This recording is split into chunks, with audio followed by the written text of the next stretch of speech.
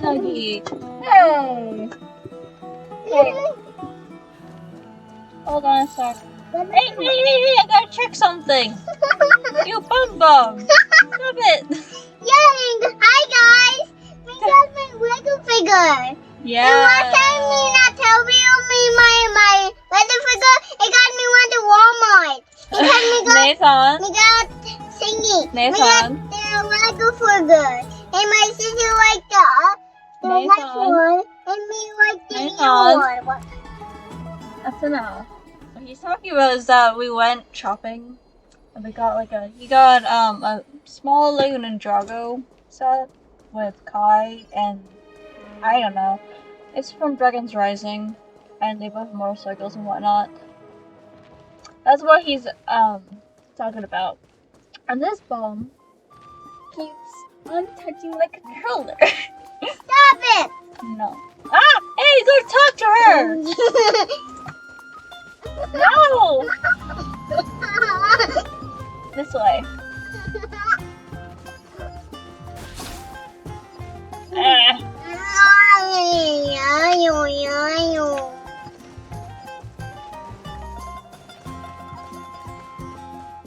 Yes. And sunny. Just the weather for farewells. You are here. Yep. Really, just 3 of us. Hey! Hey! Hey, let me choose! Hey, Nathan! Totally. The trio team is the best set up to reach the finals. No need, I already told her. She's fine with it. You sure know how to put me in a spot, Amphoreus. I need to travel with you, but I can't touch you. What a bother. Sorry. Oh, I was just teasing. Don't take it to heart. Did you know that the legends say you have to put an oval into the mouth of the dead or over their eyes if you want them to successfully cross the river of souls and enter the nether realm? Yeah, That's the fairy fair for entering the nether realm. Chicken nuggets. However, Yeah, and I honestly won't ask you to pay this time. Bold spots? Yeah. And then we'll just have to go through the motions. Now making bold. Again. Bold. No, stop! It is my Lego figure. I'll try to swing Don't worry, it's not a lot. All right, pass me the coin. It's time to get the gods' powers going. A fleet-footed trip to the nether realm. Here we come. Oh, one last thing before we go. I gotta give you this piece of advice, especially to you, Princess Homebody. You can't catch the wind by waiting. You only live once, so make the most of every moment you have. Get ready, be steady. Hi, your turn. Don't be nervous. After all, it'll be gone in the blink of an eye.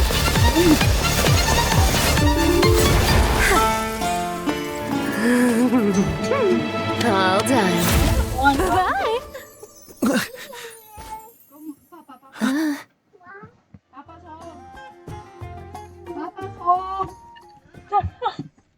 Bye-bye. Are you feeling all right? There's an Amphoreus. She's the demigod of trickery.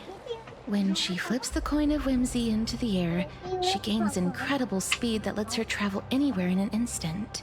Just like how she clearly had no intention of lingering here for even a second longer. We can only depend on ourselves for the rest of the way. Chicken nuggies. Don't worry, chicken nuggies. Mom's here to help. Who's gonna be chicken nuggies? Being cute isn't my only forte. I'm strong too. You are chicken nugget. No, someone's This is Styxia, no the city of dragons and waves. Anaxa hypothesizes that the missing Thanatos is somewhere in these ruins. This is the land of their birth. Or perhaps of their death.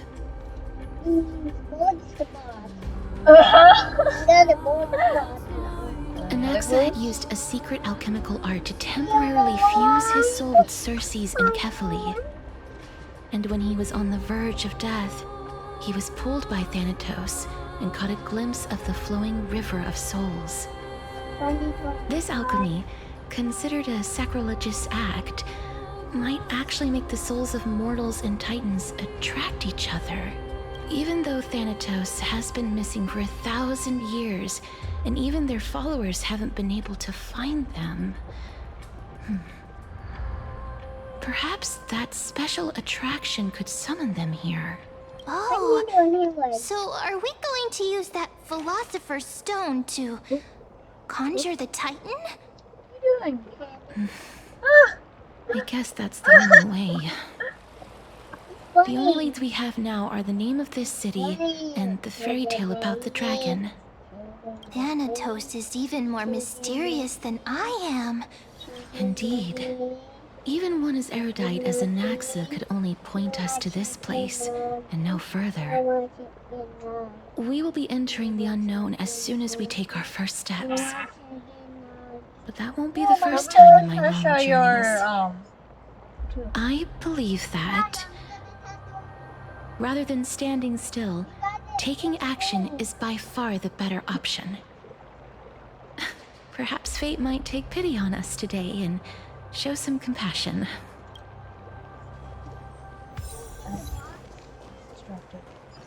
Go back whence you came. No, Go no! Ahead lies the realm of the dead. You have to go to pool. That way.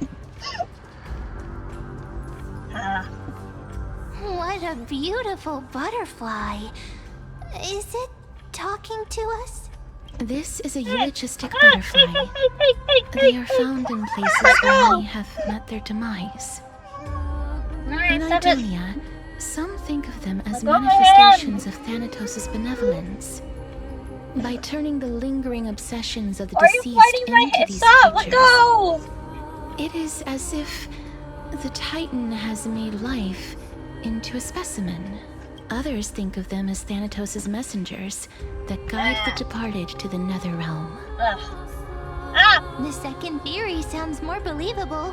After all, the things they're saying are rather, direct. Go sit down. Perhaps. But the fact that we're able to hear their whispers proves that we're fast approaching the realm of the dead. You're in my way! No! No, Nathan, I need to be able to see. Going this way. These shadowy figures. Are they illusions reflected by the River of Souls? There we go. You told us to go ahead first, but she's Ah! still not here What are yet. you doing? Stop it. 1, 2, 3. Let me hear. You want to hear? Yeah, no, take it off for me. Okay, I'm here Perhaps now. Mommy will be back. No, take it off for me. Fine, I won't Days take on it all off. 10 fingers. Bum, Chicken nugget. 3. It's been much longer than 10 days since we... Strange. Let me play. Reflections bum. in the Hey, River hey, of hey, we're Souls. going this way. They seem oddly animated. Stop it! He can I can't see it. Wait. I'm not selling my fish to living people. More. You lot are too shameless. Could it be that... See that? No. So, But there aren't. Let me turn gone. Let me turn. Then Ninja will stop me. And me turn it. And Ninja will... I apologies. I don't have... Please relax. This. I knew it. These people, they're supposed to reach the end of the West Wind by floating down the river of... Did Thanatos reject them? Hey! Hey! Hey! Hey! Hey, Tom! I have no idea. This There we go. circumstance... Which Hang on. button? I'm not telling you. Didn't he say more living people? Could it be that these souls are stuck here due to someone's deceit? If something is done out of goodwill. Goodwill? Wait a minute. Hey, Cypher. That's me. Cypher! Why are you doing here? Yeah, what is she doing here? Could it be that you are the living being that those souls met? I couldn't take their behavior anymore. So I stole some things here and made up some lies there. It's because of vile living creatures like you that we're... What else am I supposed to do? You can see the mess this place is in. These poor souls are denied by the Wow! netherworld. So now they're stuck Yeah, a in little a bit few wild. brief moments of better? their... Did you Yes. see those two blacksmiths on the way? They've been here for as long as What the did sun. you Then go? why have you Putting come your back, eardrum. Lady Cypher? Wow. Hey, I'm not here to aid your adventure. I hate water more than anything else You're in the this one with the world. mic. You stole my Especially that microphone. stinky. But Let me I go. just discovered some stuff before I What is left. it? And I You're reckon not you should know yelling. about it. It's about You're that not boy yelling. who defied death. What is it? I've... Lord Mighty? Lord Mighty. Right, that's his name. Oh, gray mystery. Huh? She doesn't... Lady Cypher has always been a... If Lord Mighty is also somewhere along the river shoals right now, then he will certainly become our signpost. Hey, up. Find one. Don't worry, it's time Oh, for me to shine. we Oryx's got room of down. recollection is nearby. Oh, okay. Use prayers to I heard return the the puzzle. river to before it Well, got let me do the flooded. puzzle, okay? Mommy, let myself do the puzzle. You don't know how to do the puzzle. I'm Let me doing the know. puzzle. Nathan, Let we me gotta do go the there. puzzle. Let me We're do doing the the puzzle. Hey, over here! Yeah, this puzzle. Second. Let me go in the puzzle. What's up? Let me go in the puzzle. Okay. Oryx's go miracle has this way. appeared. This way. Amazing! We're gonna go It's like through we're this. inside a giant bubble. Even the river got parted.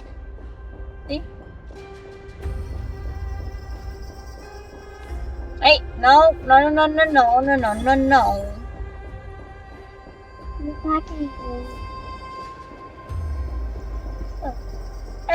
Hey. It's a puzzle. It's a different puzzle. Where you go? Oh, this way. There we go for me. Gonna put it back. There are wandering souls of the deceased here as well. And we go over We must here first... and talk to them. Ah, by the looks of it, you must be the foreign warriors that the Queen had mentioned, right? Since the current campaign requires the utmost care, I wasn't able... Foreign warrior? A priestess, a warrior, and a divine being. A campaign? Nobody Nobody knows. Of the scouts that went ahead, only one has managed to return. He says that the land ahead is forbidden for the rest of the scouts. While there is still... An unprecedented calamity. It seems that you have indeed heard about this. Well, A world that has never seen death. May I ask, where is... though he returned to Styxia, he only had enough left in him to last no more than half a day. He said that he witnessed the demonic specter of an evil dragon at that treacherous land. No eating ice. You can't eat the ice. Nathan, no. evil dragon that brings death? Don't eat the ice. He's trying to grab the ice and he's not letting me. Sir, Yeah, because ask how the queen and princess are doing. the cup is cold. The Queen? You know, let me get down because it's dark. Yeah, my hand is Same dark. lines. Leave it to me. Sir, the war. Styxia, this cannot... Oh. Sir, I am the Maiden of War. Don't worry. I'm... Is it over? Then you guys Yes. go right way. Might tell you to, okay? Is this a Chicken nugget. remnant of his Bye soul? bye. Which I'm way? gonna grab this. Stop. Go closer. Yeah, there you go. Oh, there we go. Well then, why should I place my trust in you, holy maiden from afar? Record! I Record! don't quite understand what you're Good, trying to Since stop! prophecy has already pronounced your name as Stop crisis and playing! death, It's cold! Akima, Wait however, it! you seem to have no intentions of I cannot No, deny no, your claim. no more game It anymore! was the council that I... Mr. why? Weird! Wait it! Wait it! unable to rid Wait myself it! of this What do you innate mean? curse. You guys is too cold! However, Oh, because from this? this day Yes. on, I see. So That is how or they this plan is to just a control memory. the flame chaser. They have shifted Memories the heavy mean cold responsibility this, of granting okay? death over to me. And you cold If too! I ever Am I become out? obsessed with I can't be executing that people, cold. We're just outside, Bum Bum. to None. That's not empty. mine. Don't eat the microphone. that's because the fate that we will I will remember until you tidy up your precious garments and come with me. Alkima welcomes you, Castoris. What Hey, I didn't think we'd find vestiges What up? of memory here. Maybe they've got something to do with Orynyx's rune? Perhaps. But I do not need a reminder from them. This memory is one that I will never forget. small Bum Bum. Indeed. Nani, While my relationship with the council, I really liked. Why would this memory appear? What was that? She's on. I gotta go that way, okay? Stop. We're going this way. Could these dead monsters actually be...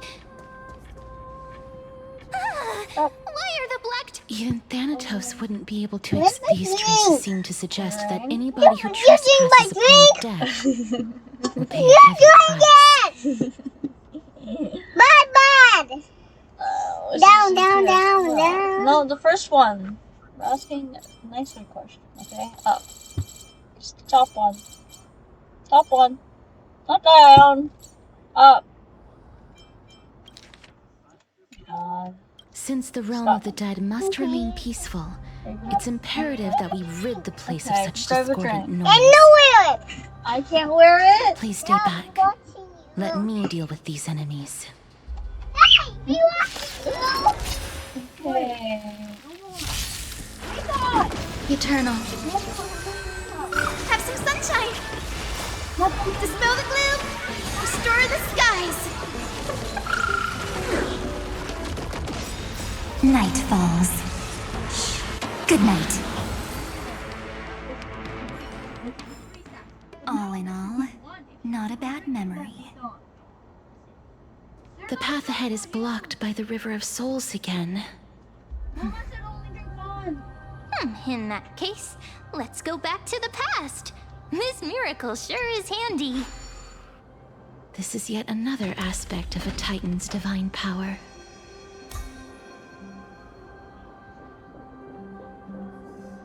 If Dan Heng was around, he'd definitely be able to raise the waters of the River of Souls into the sky. If Lady Hycelens was still alive, I think she might be able to do that too.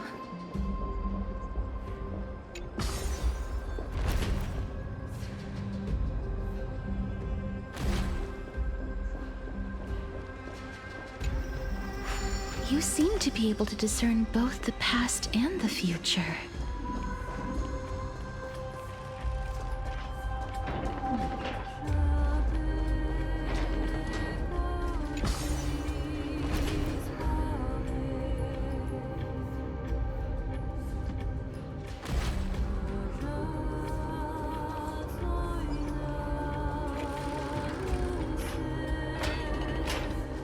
this place. Must have been a beautiful courtyard in the past.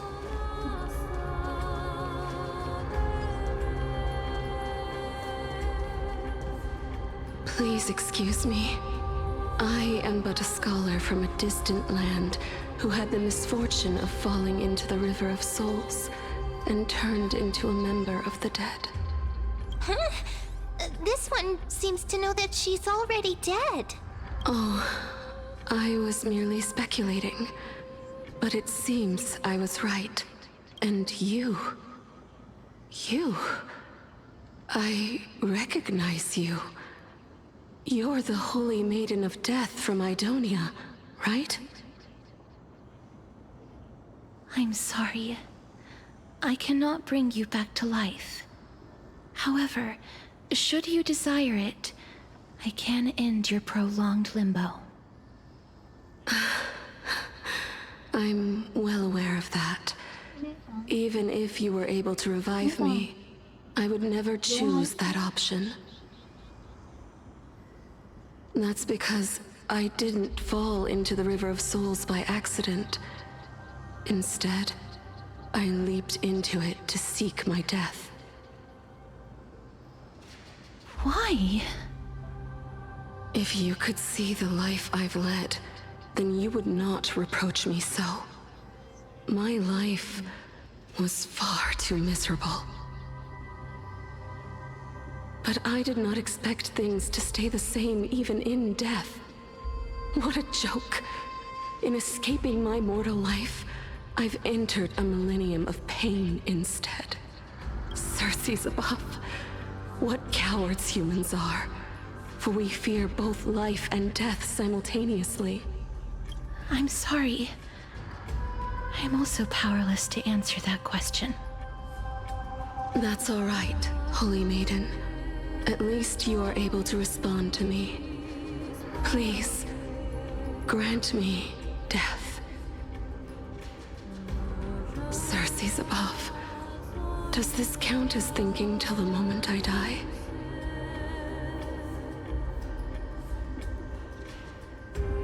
I have seen too many farewells. Her distress is quite commonplace.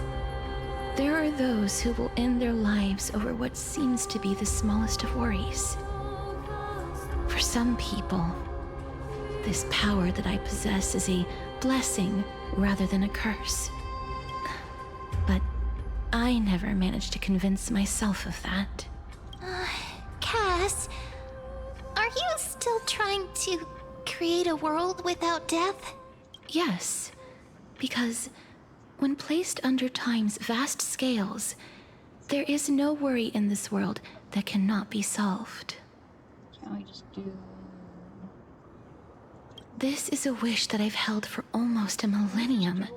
the series My does? mind might have Or changed something? once upon a time if people managed to strike up a friendship with me, What's the point of immortality? but Or I've like never people been more very firm in dedicated my to achieve- conviction. Now that I've learned about your near-death state, it is my duty to wipe death from the face of this world.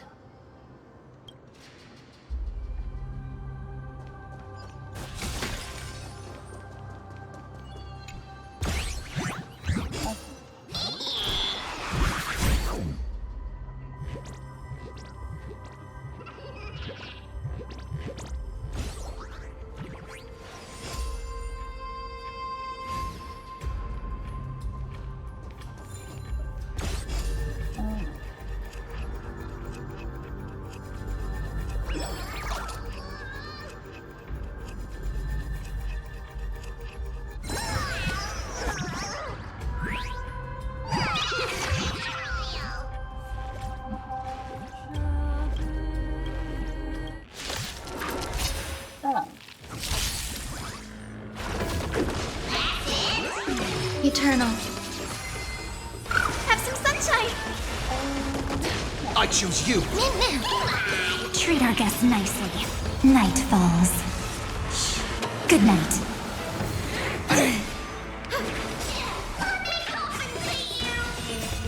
Dispel the gloom!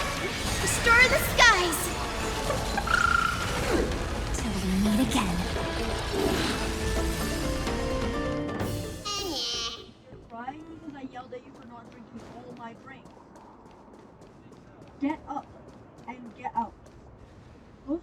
5, 2, 1, yeah.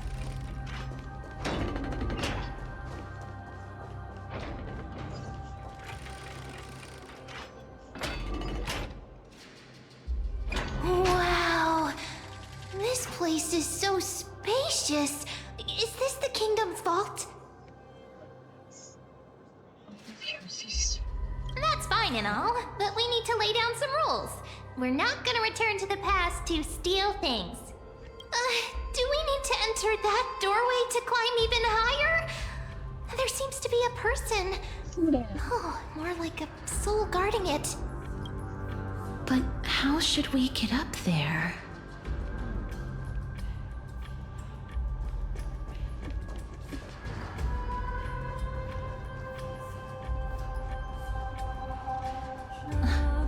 The path is blocked yet again. Oryx's 8 always appears in times like this. How convenient. Look, there's even a platform lift over there.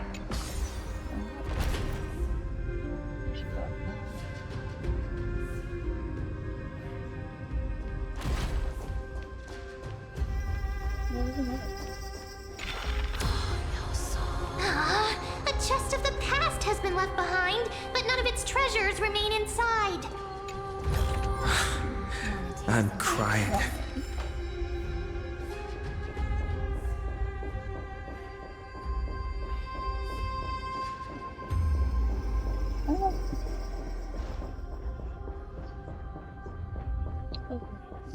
Here.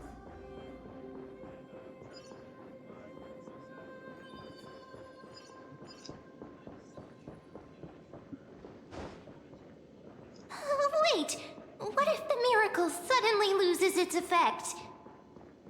Mem, do you really want me to answer that? Stay back. Don't come near me. Huh? Why does he look so panicked? Did the black tide monsters frighten him? Or is he actually scared of his own extraordinary power? There's no need to be alarmed. We're just passing by the area. See? None of us look threatening. You have a point. Although, while this might once have been the royal vault, it's since been plundered empty. So please go away right this instant. You've misunderstood us. We simply heard your shouts as we were passing by, then decided to come over to find out what happened. My goodness. Did I really yell out loud? How rude of me. I'm sorry to have bothered you. I merely saw a warrior. While that spirit didn't harm me, his blows really packed a hefty punch. A warrior? Could it be? Wait a minute. You seem to be quite different from him. Are you actually alive? How can you walk around here while alive? It's a long story. We're here to seek an audience with Thanatos. Thanatos? Who's that? Is it possible that he's also living in the era before death descended? Death? Could it be that you are here to defeat the evil dragon Pollux? Pollux. Is that the embodiment of No. Death? According to the warriors under the Centurion's command, that evil dragon has been dead for quite a while. The curse that condemns people to death didn't originate from it, but they saw a girl within the dragon's embrace, and she is the true Reaper. Pray tell, where is that girl right now? I've heard that the Queen spared no effort in bringing her back to the castle. Her Majesty intends to control all of Amphoreus with this unprecedented power. As for whether this rumor is true, well, no one knows. You have my thanks for the invaluable insight that you've given us. Please, treat this touch as a token of my gratitude. You... Are you...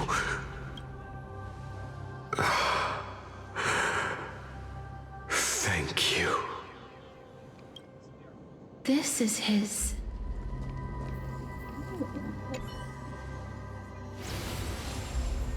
Then you granted him death? That isn't like you.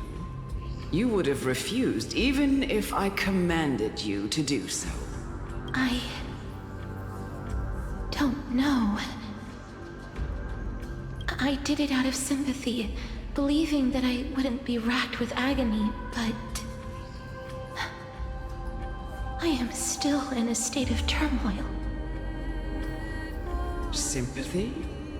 Sympathy for that youth who triumphed in every battle? That young man was favored by Talantin, who taught him a move that will defeat any mortal enemy with a single blow and emerge victorious every time.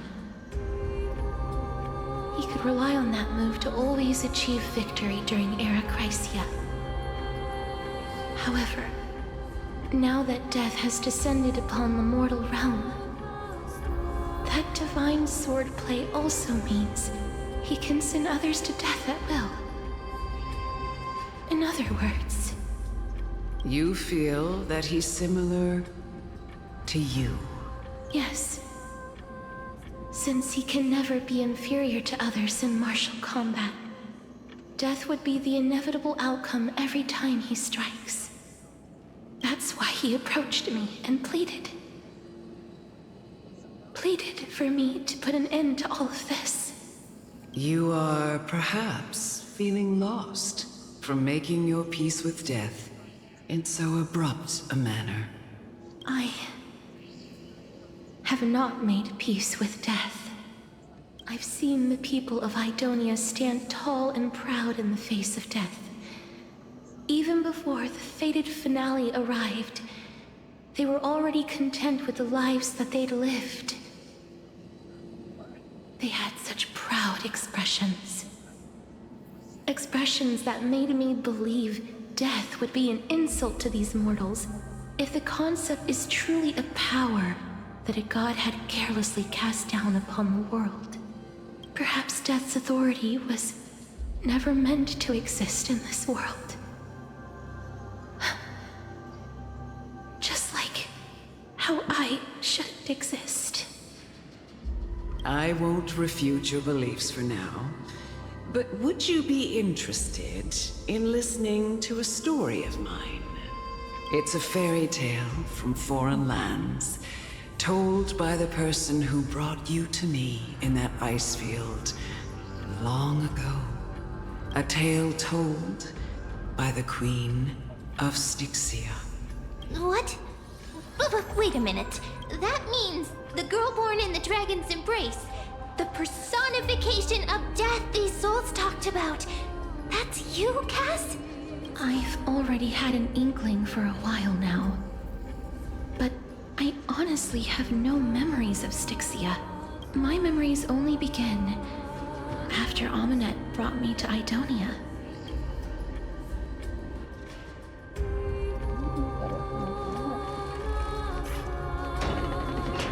Don't look back. Keep moving forward. Always. Oh, this is...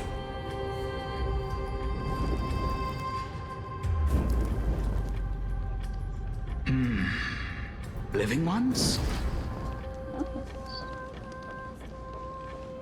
Oh, could you be the scions of Styxia?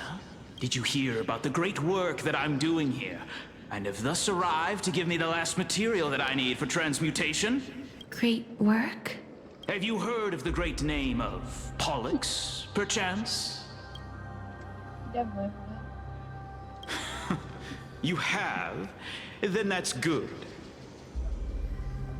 During the Age of Myth, a time likely before your birth, I was the unsurpassed zenith of alchemy that none could reach.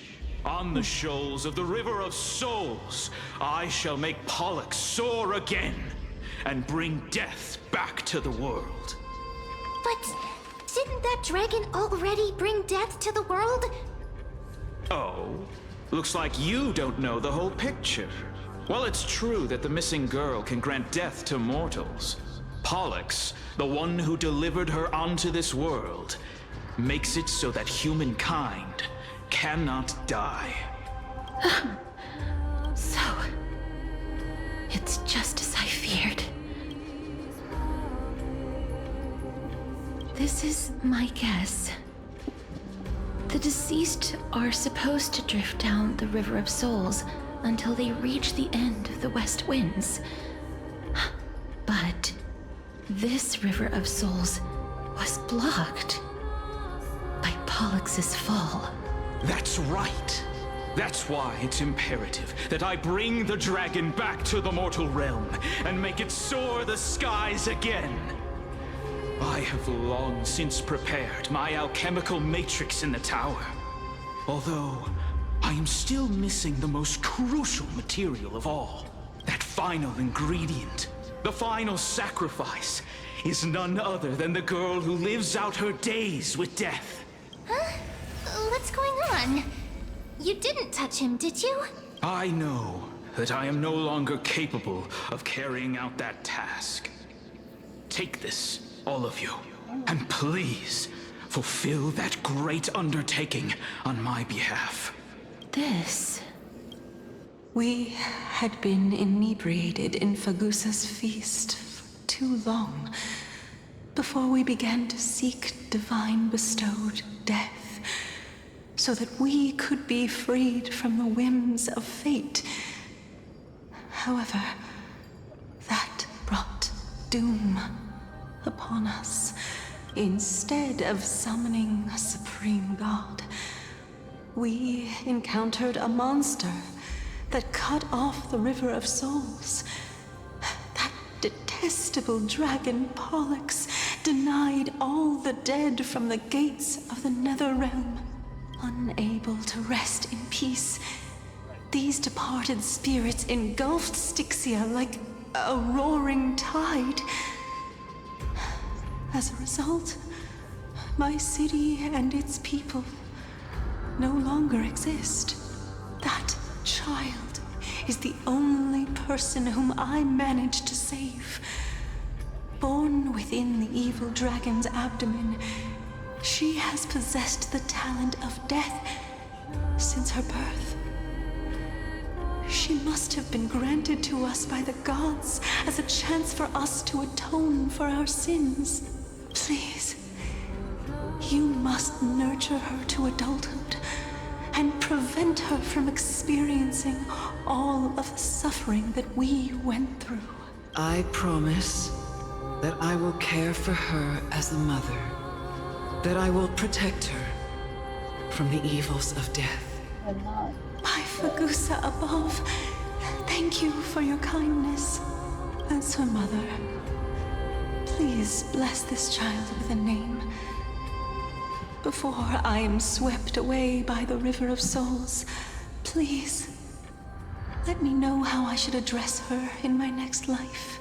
Oh, like how a transient raven butterfly, a fleeting papilio castor, perches on the twig of death. Castorus. That shall be her name. That's where my name comes from? The sounds back. What is making that ruckus? Like get Pollux. I might pull for Castorus, actually. Living ones, don't waste your time bickering. The Netherrealm's wrath is falling upon you. Black Tide Creations. When did they, Mister? Please fight them with caution. Be careful not to suffer the same fate as those Black Tide creatures! Everyone, hide behind me! So make it wait. Night falls. Good night. Overnight.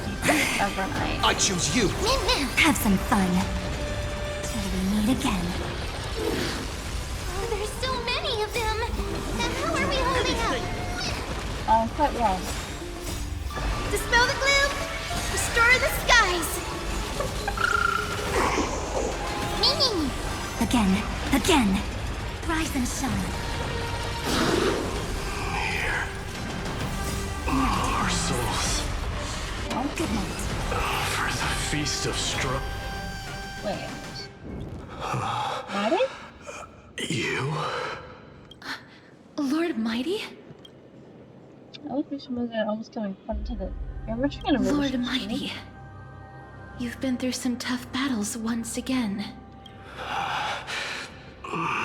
That black tide is endless. My death is only temporary. I will find my path of return and go back to the world of the living and continue my protection. Lord Mighty, I have always wanted to. Why does death reject you? I'm the one resisting it. I must resist the temptation to go with the flow. I'll go against the current and kill my way out of this cursed nether realm. That is my destiny.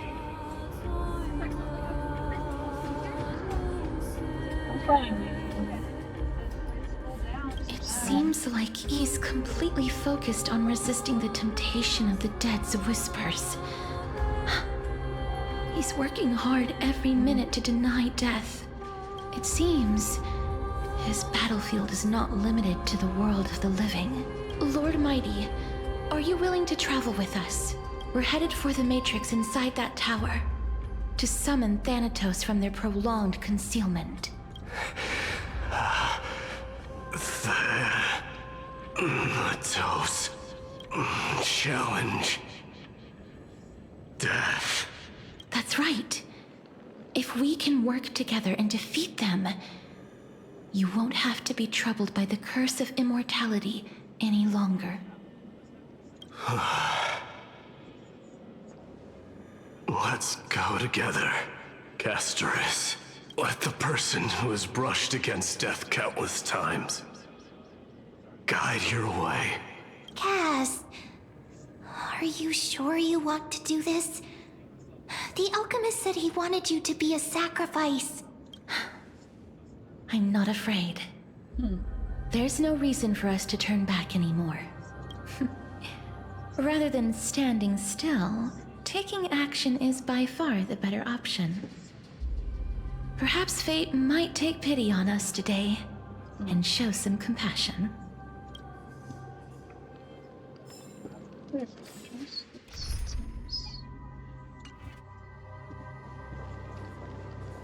Well, now I'm just have to pull for casters. That's what I like, huh? I'm tempted to pull for it. But I won't. Because I know myself. I'm waiting for Trudy. I also want to keep DPS Evernight a bit longer.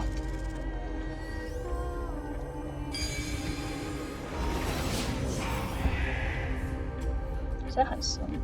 Nothing's changed, huh? Oh shit. Just like always. Oh. And broken chain from this path.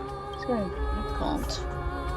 I'm familiar with this kind of mechanism, but I've never repaired broken chains.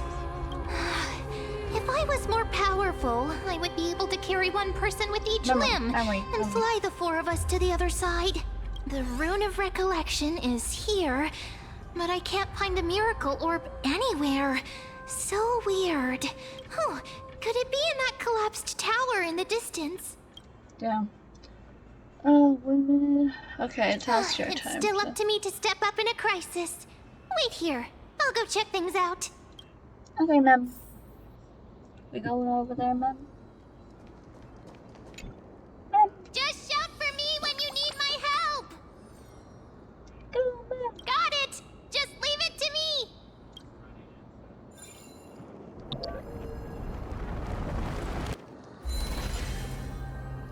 did it. The pink squirrel. The miracle's range is limited. Please come a little closer. Aren't I a good fit for Orynyx's priest? Of course. You're the most competent priest ever. The alchemical matrix should be behind this door. Trippy! Or Trian? Oh, there are so many of you! Oh wait, they're gold. They It's are little gold. Cass and little Grape. Oh, there's also little D and the big puppy. Trian, aren't you? Jeremiah, I didn't know. Get what?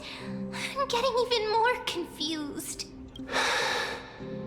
This is the first time I've encountered a deceased friend while going upstream in the River of Souls. It really works like this. Just like the other departed spirits we've encountered along the way. I'm also unable to sense the aura of the living on Lady Trian. Yup, you're right.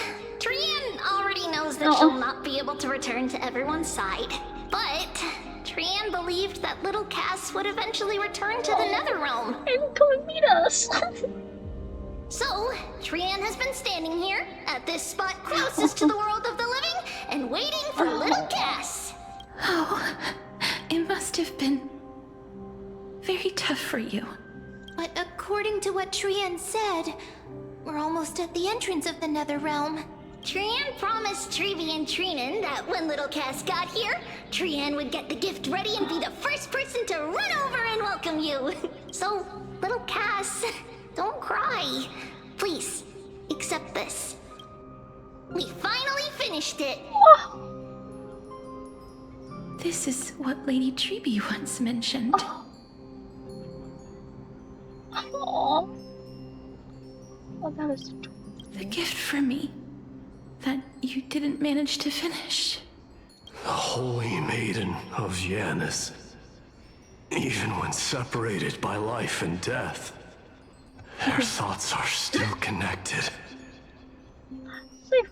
Trian spent a lot of time drawing this. Trian hopes that little Cass likes it. Seriously?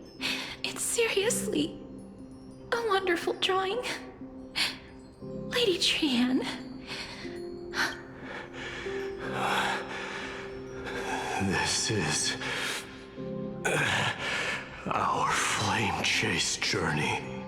Little Cass, we don't know what your journey was like before. Trevi has always said that it must have been a very harsh and frightening journey. But little Cass no longer has anything to fear now, because everyone is here with you in this flame chase journey!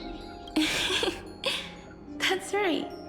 Only now, when I see Lady Trian's gift, do I realize that I've already obtained so many things I would never have dared to dream of since I embarked on the flame chase journey. It's the first time I've gained so many companions. The first time I picked up the hobbies of crafting and photography. The first time I had dinner with someone else. The first time I went to the market to buy the Chimera doll I'd liked for a very long time and hugged it to sleep. The first time I wore a dress personally made by Lady Aglaya. The first time I went for a walk with Lady Trebi, Lady Trian, and Lady Trinan. The first time I enjoyed the night breeze and looked up at the stars with Miss Hyacinth. The first time I took care of Dromesis with the Trailblazer. Looking back at all these experiences I never thought were possible, it feels as though the scales of my life had shrunk from centuries and decades down to minutes and seconds. And all of them are so precious. I took countless photos in the past, but they're all black and white landscapes. I don't have a single one with friends. If I had known, I would have taken more pictures.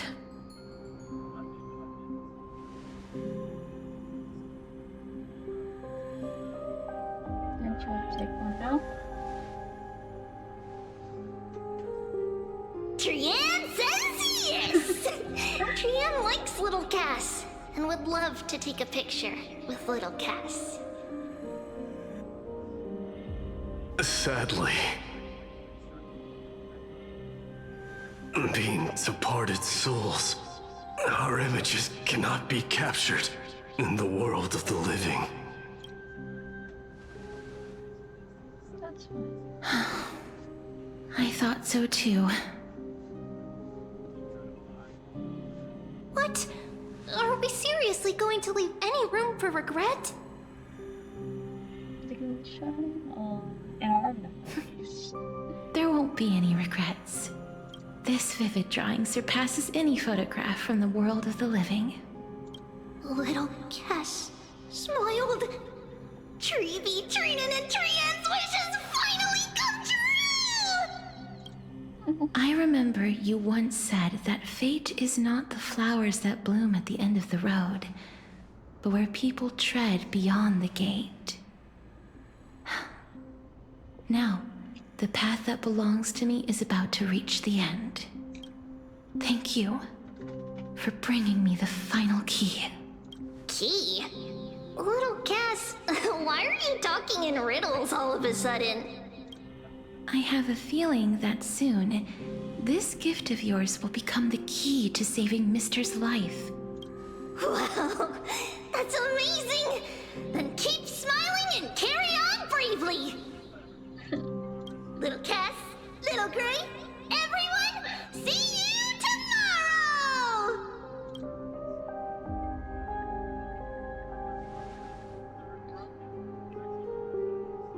Lady Trian. The aura of this place. We have indeed reached the end of the stream of souls. If I go any further, I might lose myself. I must leave now, for the black tide still wreaks havoc in the realm of the living. See you, Mitre. Can you find your way out? I have broken free from the chains of death countless times. This time will be no different. Castorus, will you fulfill your duty for the flame chase? I have yet to make my decision, Lord Mighty.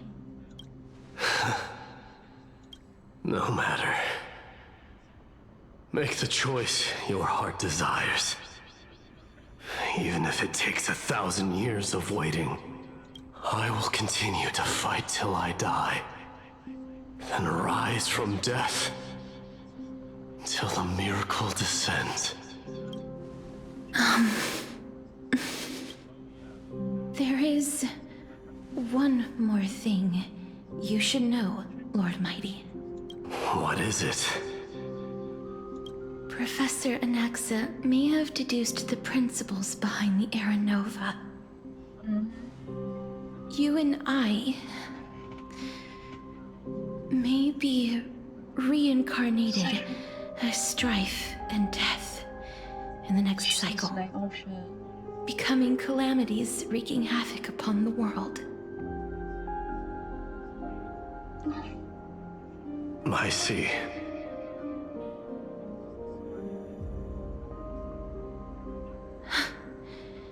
Is that all? Are you going to accept such a fate without complaints? Do you have a strategy to shatter the shackles of our fate? That's why we're here, isn't it? I haven't found it yet. Perhaps I never will.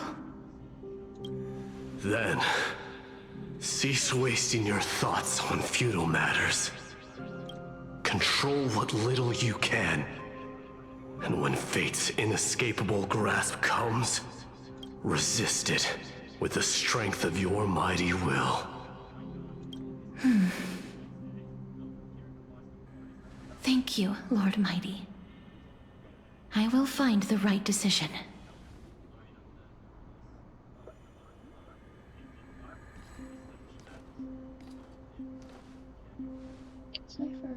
In the name of strife, may you meet a fitting end. You're watching over us. This must be the alchemical matrix the spirit mentioned. Let's see. We need to insert Aquila's sky, Georios' earth, Kephali's fire, Fagusa's ocean, and Nestia's love. It seems our sweet Princess Homebody has made up her mind. In that case, seamstress, I suppose I no longer need to deliver your message. My time is rather precious after all. Whether you wish to break free from death or not, please, follow your heart. By the promise you once made, I ask that you fulfill your duty one final time. Castorus, please, live as a human, and die as one. According to that alchemist, the final piece is supposed to be me. However, he is not privy to the past, and therefore cannot see the full picture. The past? I saw the twins of death in Kephali's memory, and now I am certain that I was one of them. The trial of the Hand of Shadow demanded taking the life of your family. I died during that trial, falling before the gate to the new world. And my sister, whom I never met, became the Titan Thanatos of this cycle. She was consumed with regret over my death, so she used the Titan's authority to reforge my soul. Yet, it also means she has never revealed herself to anyone, hidden away from the entire world. That's because the Titan she became already fell at the start of everything. They died for me, and now lie in slumber in the River of Souls. You mean Pollux? That's right. The River of Souls is no material river. It cannot be blocked by ordinary means. Only a divine corpse can prevent the dead from reaching the next world. And that's why we have to awaken Pollux from death before we can retrieve the core flame of death. We have to reforge its body with the power of alchemy. But Cass, if that alchemist speaks the truth, does that mean you're also part of the dragon body? According to those departed spirits, I was indeed born as the dragon's twin. But before we talk about that, have you heard the sighs?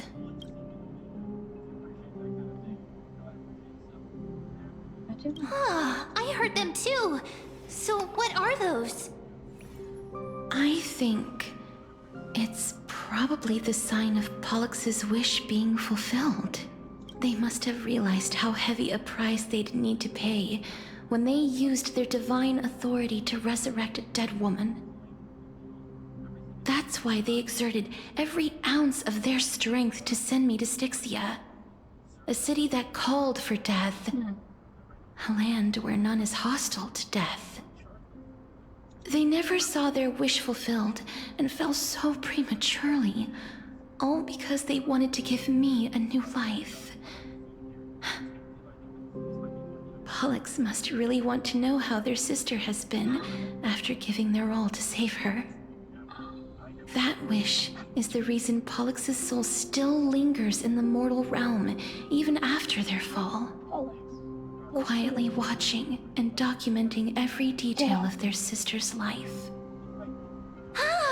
So instead of picking up objects on the way here, we were instead showing things to a strand of yearning that lingers here. Now, we must weave these yearnings together and restore them into Pollux's complete soul. But all of this is just a hypothesis, right? What if we go through with the ritual and it turns out totally different? That's fine. As Professor Anaxa often reminds us, such is the nature of alchemy. The true outcome can only be known once the process is complete. This is why alchemy is also known as the miracle of creation. Now, the puzzle of Pollux' yearnings is nearly complete, with only one final piece remaining. That chapter. I shall reveal what they have been yearning to know in the alchemical matrix. I will show them my whole life since I left Styxia. Parallels between Amphoreus Lady and Trienne has already drawn a picture of my entire life. Obvious. And it is now in my hands. Different ways, but like, this is a cycle. This is a different kind of cycle. But regardless, it would be so cool to actually see, meet the trailblazer. Then, let the ritual begin.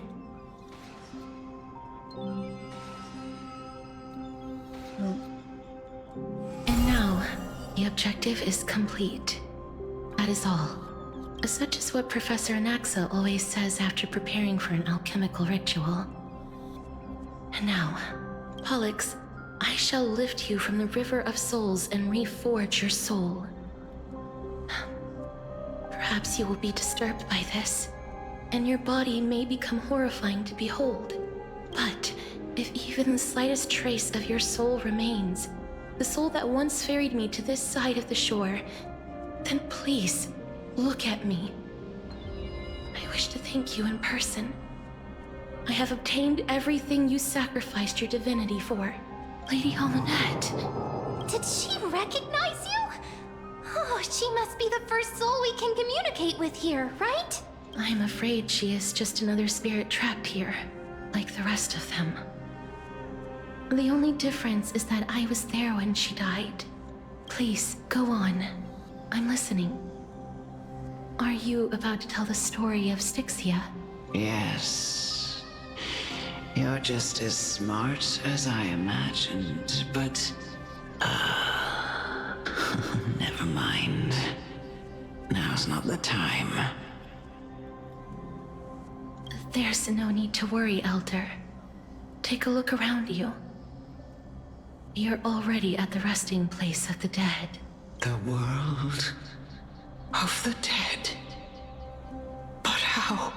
I understand that you chose to remain silent about the story to protect Castorus, the girl who coexists with death. But you no longer need to hide that story. I can assure you that you have protected that girl's life well.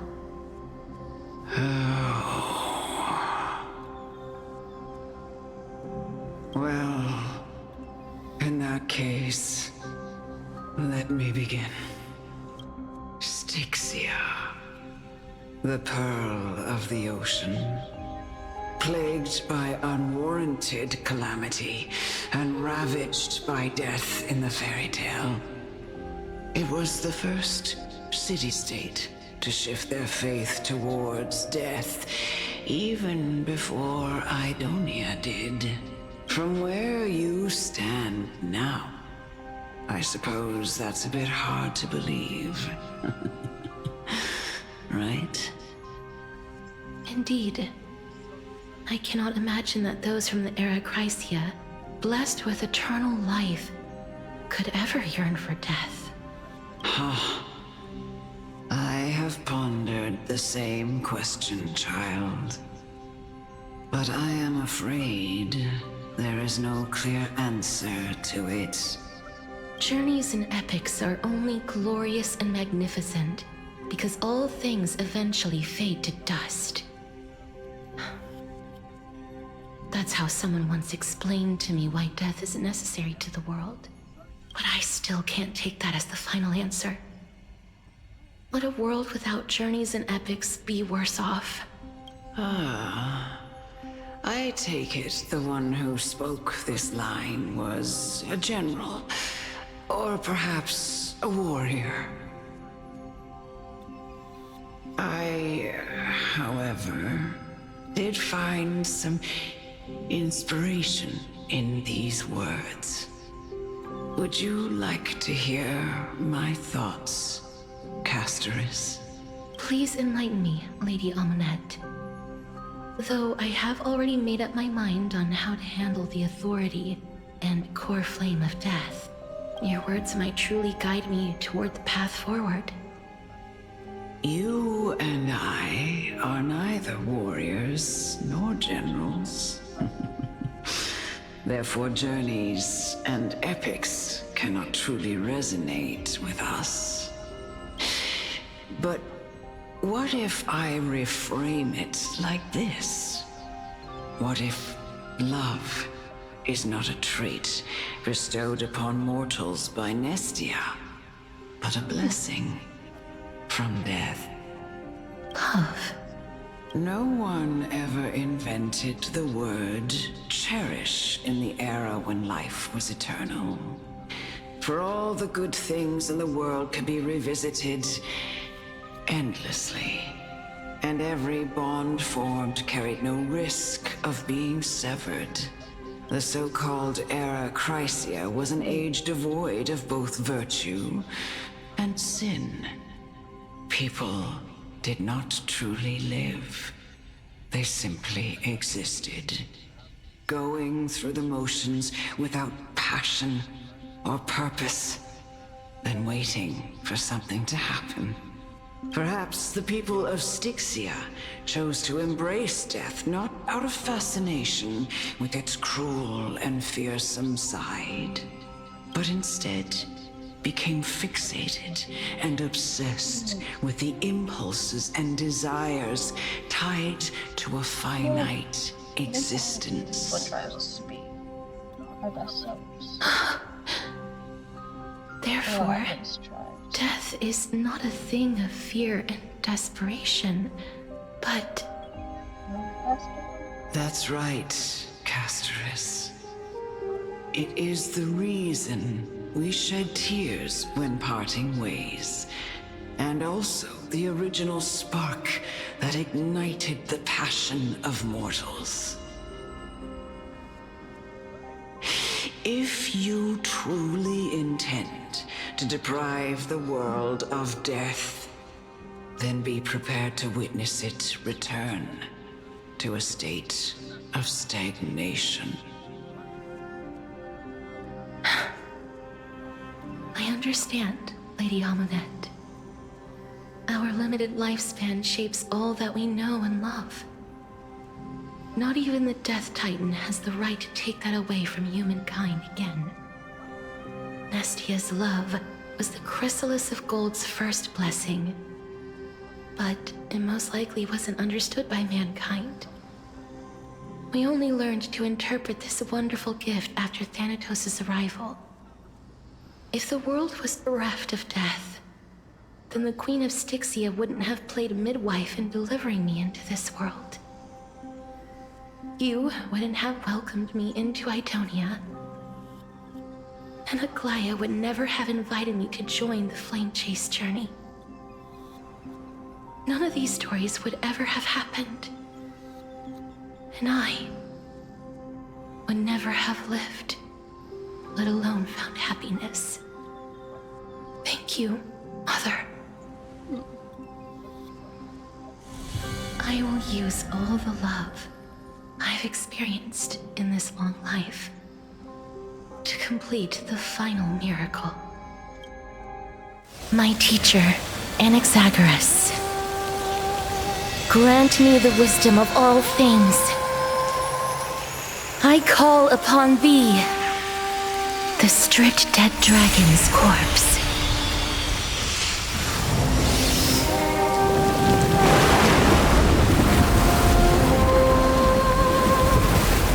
Rises from the earth, falls from the sky.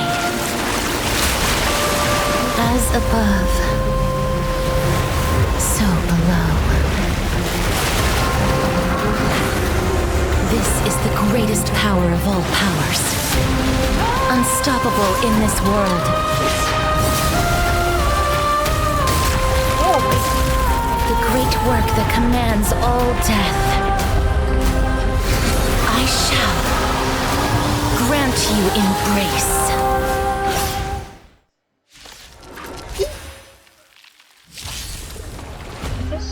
Oh, nope, I have mine.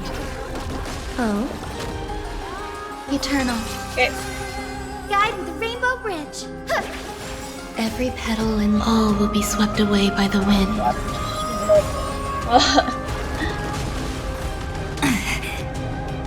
Yes, I know.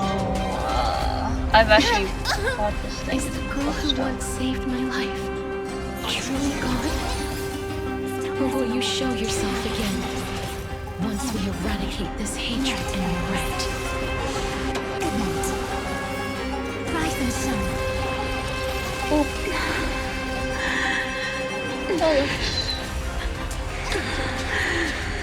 And I know you're anxious. Shh. Don't be afraid.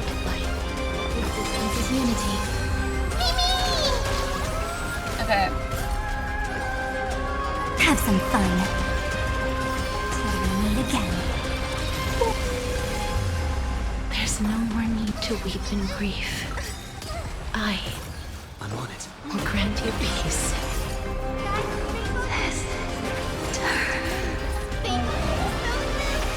Yes, it's me. I'm back. Eternal. The future is bright. Huh. Time for some sweet treat. Your time to shine. Me. Stop messing around. Treat our guests nicely. Rise and shine. Enjoy. Be careful. They may be moving by instinct, but there is fury welling up within them. Oh! Damn! Please. Don't turn back to the nether realm.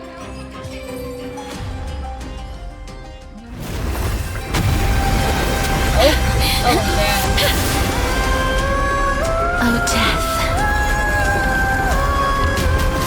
Sleep in peace. Oh!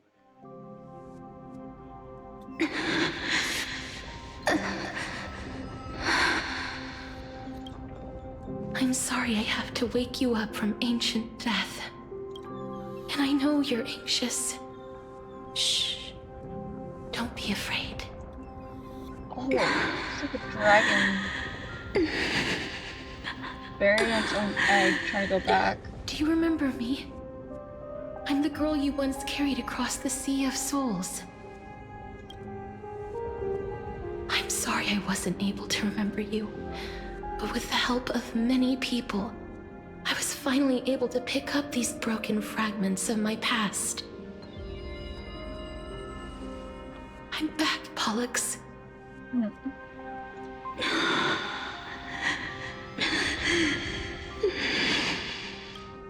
I know this might not be what you wanted,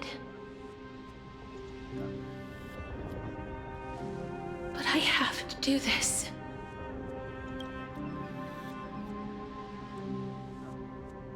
So please, carry me across the Sea of Souls again and return me to the Netherrealm, just like you did in the past.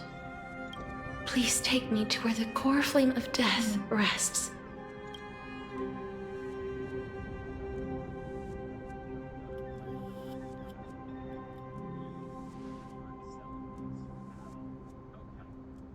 I'll be going now. Okay, let's go.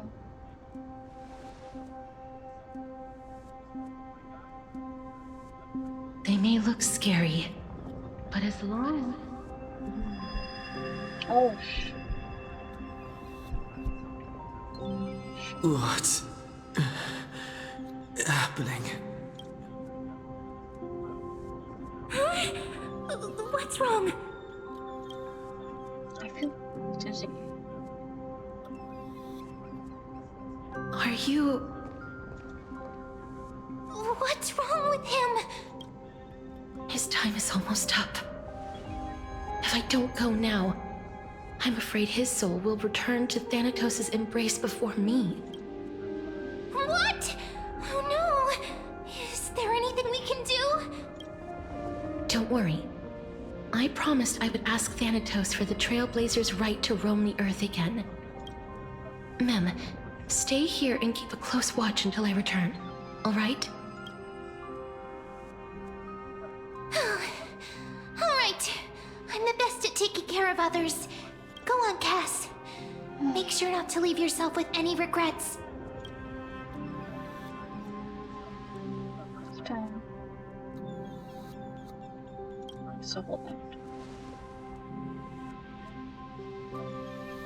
It's a deal then.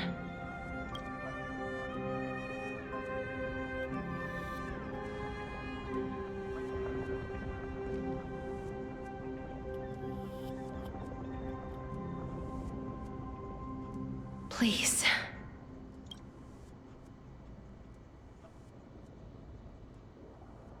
Wait for me.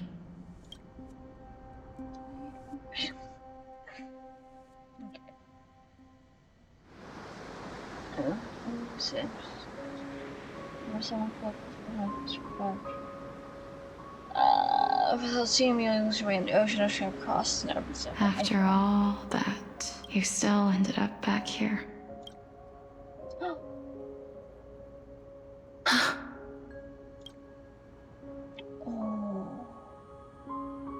So the legends were true.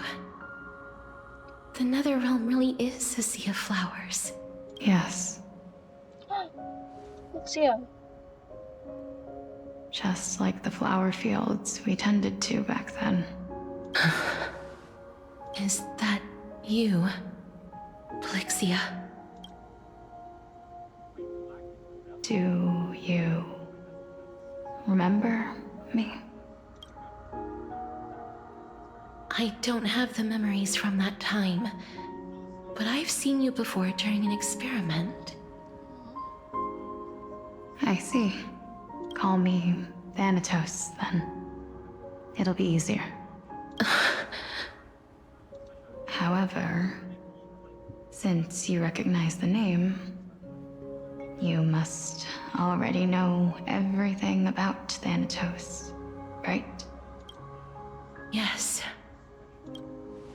I'm here to reforge the order of life and death in Amphoreus. You know, my sister was a sympathetic, but rather sensitive person. Whenever she didn't want to say what was on her mind, she would avoid eye contact and look off into the distance. Just like what you are doing now. Can you tell me about the last Era Nova? What did you do, Plixia?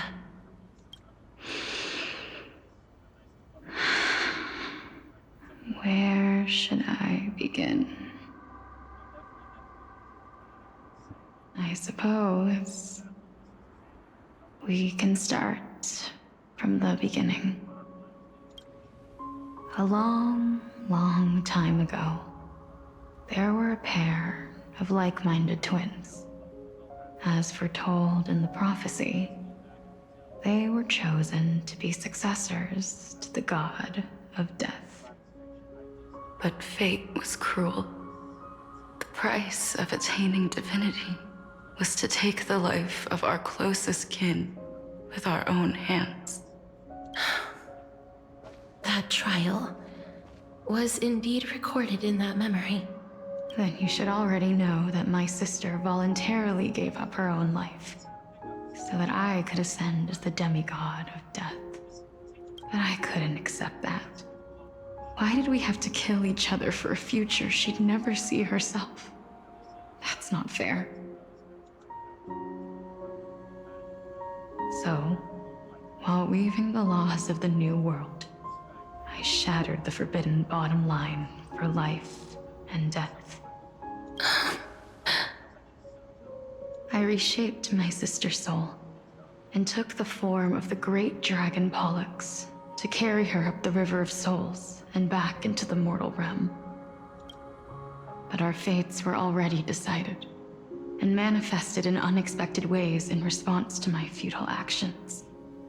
Aging is an unbreakable law of nature laid upon humankind, created at the same time as death. When the living die, their souls will meet Thanatos, who would determine where every soul goes. If the Reaper raises their left hand, the soul is granted death and allowed to enter the Netherrealm to await reincarnation. If they raise their right hand, the soul is rejected by the Netherrealm and returned to the mortal realm to continue walking the earth. That's why the Hand of Shadow can only lay down judgment and not embrace another being. Yes. Death was originally a pair of hands, but they were split in twain when we reached the mortal realm, never to touch each other ever again. The half of Thanatos that represents life, the undying human who grants death, that was the curse I forced upon you. Then, what about you? As the half of Thanatos representing death, I shoulder the fate of defying death. I died the moment I entered the world of the living. From then on, my Titan also no longer existed in this world. The cycle of life and death stopped. Souls were denied their audience with death, and were left stranded within an ever-rising river of the dead. What irony. My selfish desire to save your life gave you and the world a fate far worse than death instead. Then, what was left of my reason was left behind in the Netherrealm, where I've been taking care of these flowers day after day, until there is now a sea of them, all while mulling over the subject of life, death, parting, and enduring in endless loneliness. Fate is absurd indeed. Our lives were a mirrored image of one another, like a pair of hands. Even so, we arrived at the same destination. We walked different paths, yet experienced the same pain. I had hoped that maybe you would at least have a good life in this cycle. I'm sorry. I lived my life well. It didn't go to waste. As far as I'm concerned, you did nothing wrong. Even though I forced the authority of granting death to humanity upon you, a total stranger. Too many responsibilities were forced upon me in the course of this long journey. I was once lost, even upset. But I realized recently that if it weren't for your blessing, I wouldn't have understood the source of these emotions, nor would I have realized my purpose. I wouldn't have made it here to reunite with my missing half. And we wouldn't be discussing our past while sharing the same view of this landscape. I wouldn't have understood the meaning of our existence. The meaning of our existence. This sea of flowers blooms on dead land, because we sowed it with the seeds of our separation and watered it with our tears of loneliness. Yes, the only thing death is allowed to create are flowers that bloom from blood and tears. That's why Thanatos cannot create living beings at will. Nor can the Hand of Shadow determine a person's remaining days, because the life and death of mortals should never be dictated by another's will. Are you saying there's no point in Thanatos' existence? No. No single being can bear the scales of life and death on their own, not even a god. Life and death weigh equally heavy. We both know that now, don't we?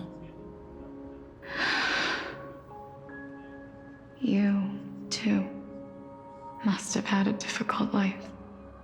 We've taken quite the ridiculous journey together, haven't we? I had a feeling, even back then, that we would meet again one day. Not to embrace one another after a long separation, but to come in search of retribution. Tell me the answer that's already been written. And let us draw this seemingly... It's been far too long. I've waited here for centuries, watching day after day as desperate spirits are denied by this lonely wasteland. I always hoped I would see you among them. But I was also afraid of seeing you. I didn't know how I could possibly face you again. But more than anything, I was afraid that you might have forgotten all about me. I know. But don't you see, Polixia? I made it back anyway. You don't have to shoulder death's authority on your own anymore. It was always meant to be held in two hands anyway. So, let's give our core flame to him, and have him take it back to the mortal realm. Give humanity back their cycle of life and death. Our responsibility as Thanatos was never about picking out favorite souls. We were only meant to watch over life. Let's tend the field together, and create a warm sea of flowers for all the souls to come. What do you think, Polixia? Yes, just one last step.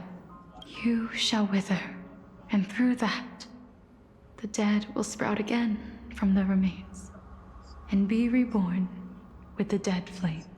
As foretold by the prophecy, Thanatos' authority is only destined for only one person to wield.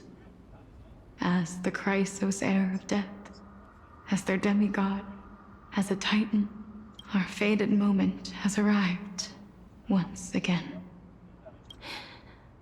Just like before. Yes, just like before. But unlike that time, the ones undergoing the trial this time are prepared. You've made up your mind? Yes, as dictated by fate. But I won't be afraid. As long as you're here with me, complete your trial in this life. Grant me the embrace of death, and light the spark of life ablaze. You've been tempered by life and death. I know you'll be able to give this wasteland its first breath of life, like a raven butterfly, flying swiftly into the netherrealm, perching on the twig of death. I will. After this, I will remain permanently in the Netherrealm.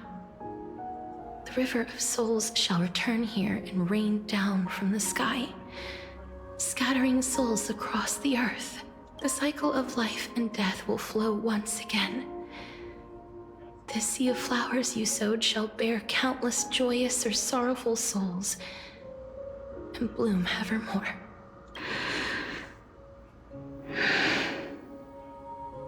Thank you. Just one last thing. Can you grant me one wish? Of course.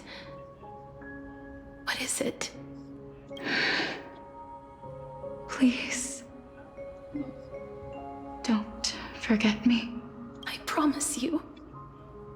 When we meet in the next world, even if I have endured another reincarnation, even if we do not know each other's names, I will still hold you tightly in my arms. Just like what I did when we were born. Castorus.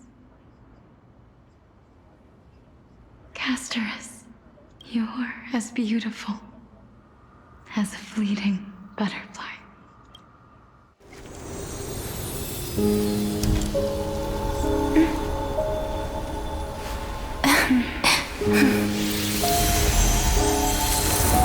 will bring rest to death.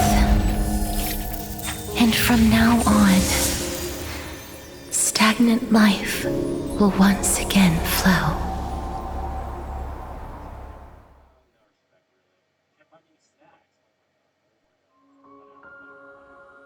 Oh, what is the siblings making me cry, bro? Bro.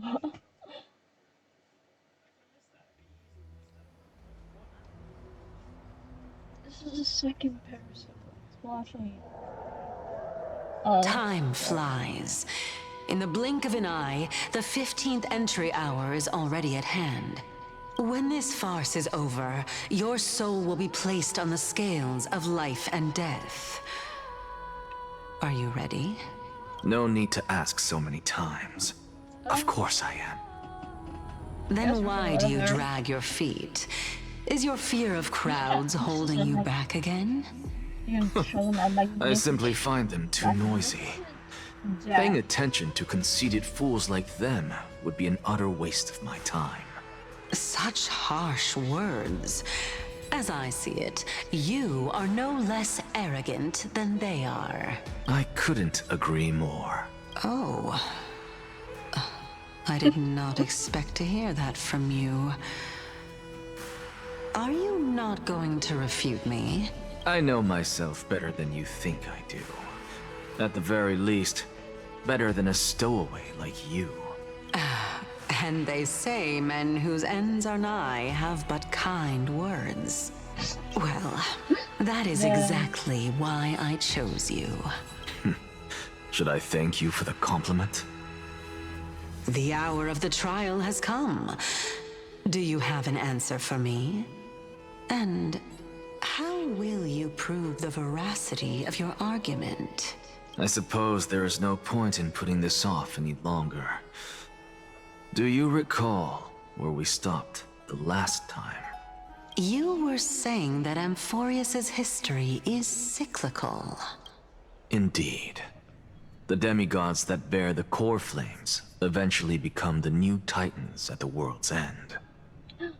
Remember what happened on the Holy Mountain? Calypso, Naias. As their destined ends approached, one by one they left this world, leaving only the twins, who are fated to succeed death. Unfortunately, while their journey is consistent with ours, you and Calypso, as well as Nicodor and Naias, act as supporting evidence.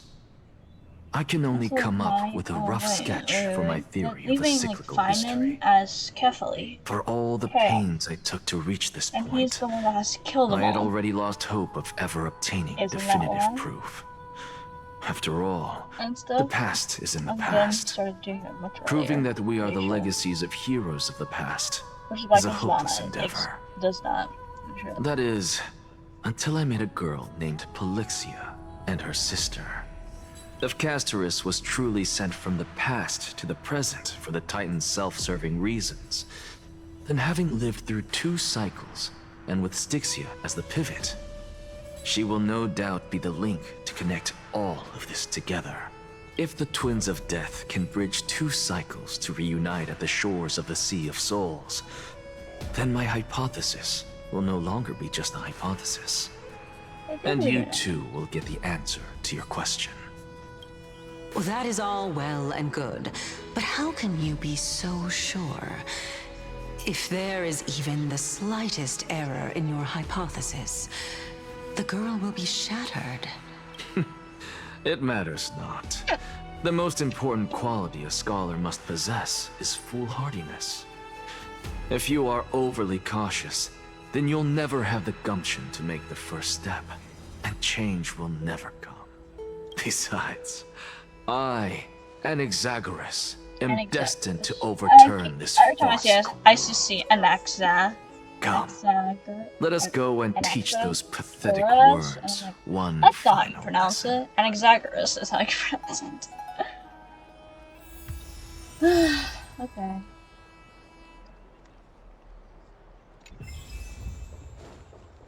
I don't need an accent. I don't need an accent. Fine. So they are leaving the final debate to him. Let those Chrysos heirs who started this terrible war hear you. Let them hear the voices of the people! As always, that woman knows how to stir up a crowd. Professor Anaxa, I thought you'd pass on this. Everyone must cast their vote, or this assembly would serve no purpose. Prof, do you truly think it's wise to entrust the fate of the world to an assembly like this? Akama has stood strong under this system for 1,000 years. It stands to reason that there is purpose in its existence. But that is not what you're asking, is it? What you really want to know is Aglaya making the right decision in entrusting the fate of the world to you? Nothing ever escapes you. I didn't spend all those years teaching you for nothing. Most people only take 4 years to graduate, if I recall. To tell the truth, I feel like I'm on my way to an execution chamber instead of a podium. So, do you have an answer to that question? No, I don't. I thought so. Because that question is not yours to ask in the first place. Is Aglaya entrusting the world to you the right decision? Don't make me laugh. That is a question that woman must answer herself. Why are you fretting about this on her behalf? Or have you been seeing yourself as her pawn all this time? Listen up. I'll say this only once. Flip your perspective around and ask yourself this instead. What should I do to ensure that the world doesn't stray from the correct path? That is what you should be thinking about. You still have time, so give it some thought. Oh, and don't bother telling me the answer. Tell it to those begging for salvation from the gods. Got it. Thank you, Professor Anaxa. That's Anaxagoras to you. Who will you be voting for? That'll depend on how well you perform. May Cersei safeguard your thoughts.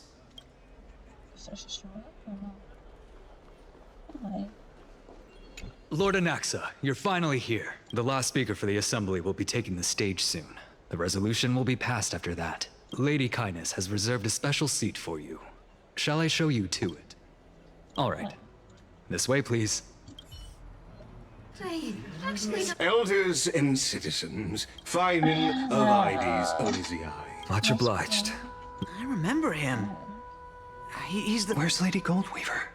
Why is she sending this guy? Can this dude really? By Kefali above, as you look upon me, I see your fear and misgivings, your apprehension about the discord between the Chrysos heirs and the Council of Elders, and your uneasiness about the future of the Holy City. Yet, before you contemplate something as grand as the fate of the world, I ask that you look closer. What? Ides Elysiae, my beloved hometown, is a village forgotten by time. How I wish I could invite all of you to that paradise. I can't. And all that she nurtured, all that I loved, they have long been devoured by the black tide. My beloved home is no more.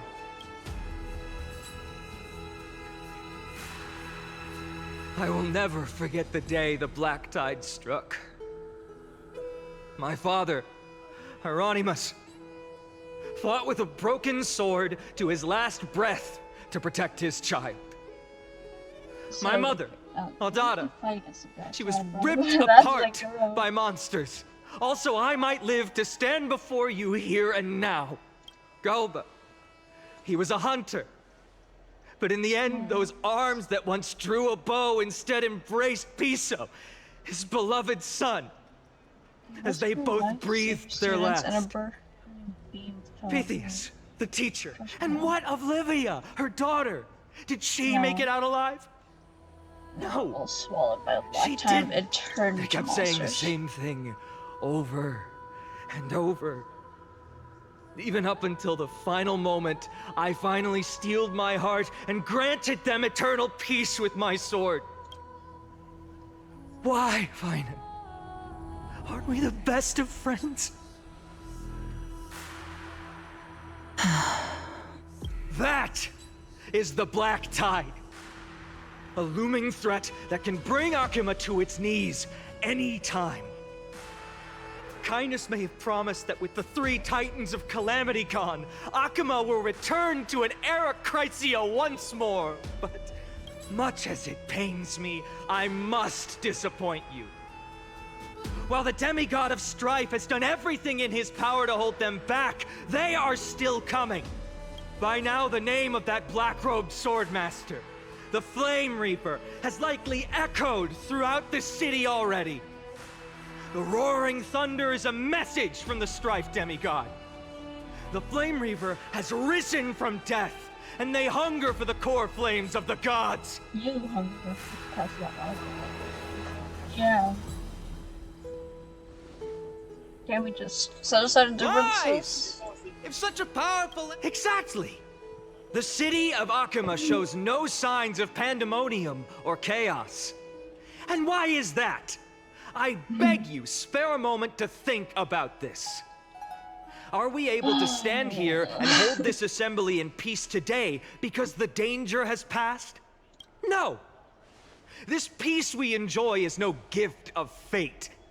We are able to stand here today only because the Chrysos heirs have stepped up. That all you hold dear.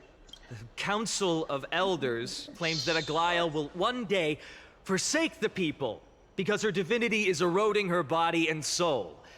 But ask yourselves this. Rather than offering her aid and support, why do they choose to watch and push Akima away from the Flame Chase journey? The answer that no one can bring themselves to speak of. A truth stained in blood and buried in greed, fear, and vanity. Allow me to lay it bare before you. It is because the Council of Elders, which bears Akima's history and honor, along with this citizens' assembly we once took so much pride in, are now infested with vermin.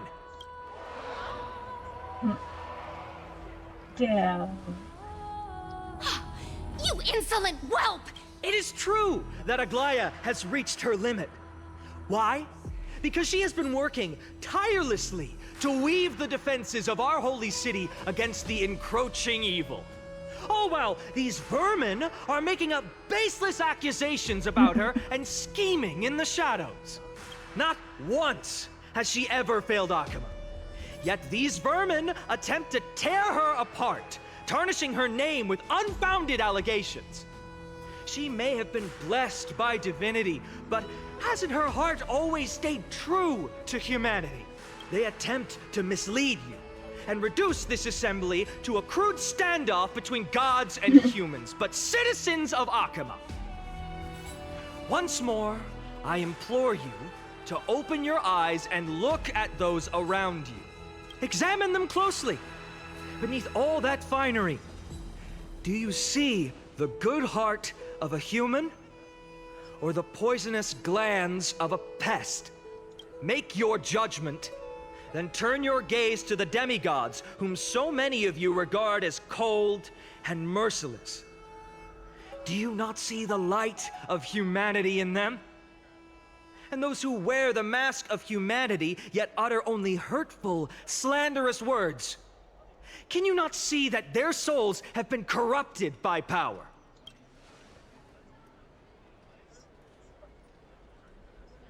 Yet, no matter what your answer is, and no matter who your vote goes to, rest assured that you have nothing to fear, for Aglaia, Tribios, and I will remain your faithful guardians and pledge our lives to upholding your decision. And this vow will stay true until the end of our days, where it will be passed on to future flame chasers. A steadfast and unwavering promise that shall endure through the ages. Absolutely right. This race of heirs have only our At the present time, on the scales of Talentum, those who call for the each faction holds an equal share of... As expected. This is the moment when the... And now... Is there anyone else who... No, you're the... I have long since... Very well.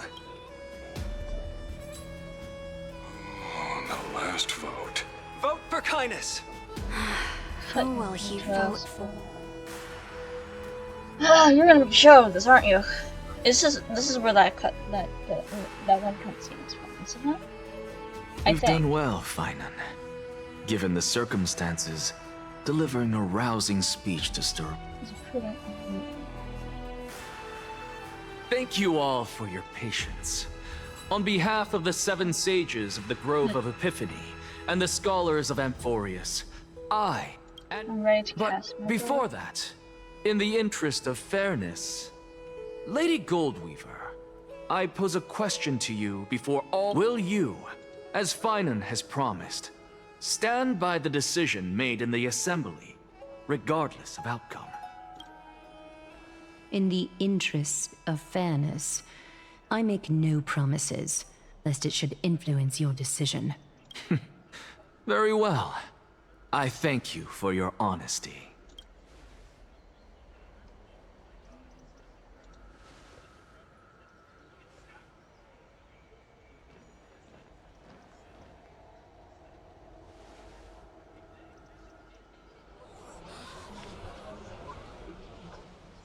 What's he doing?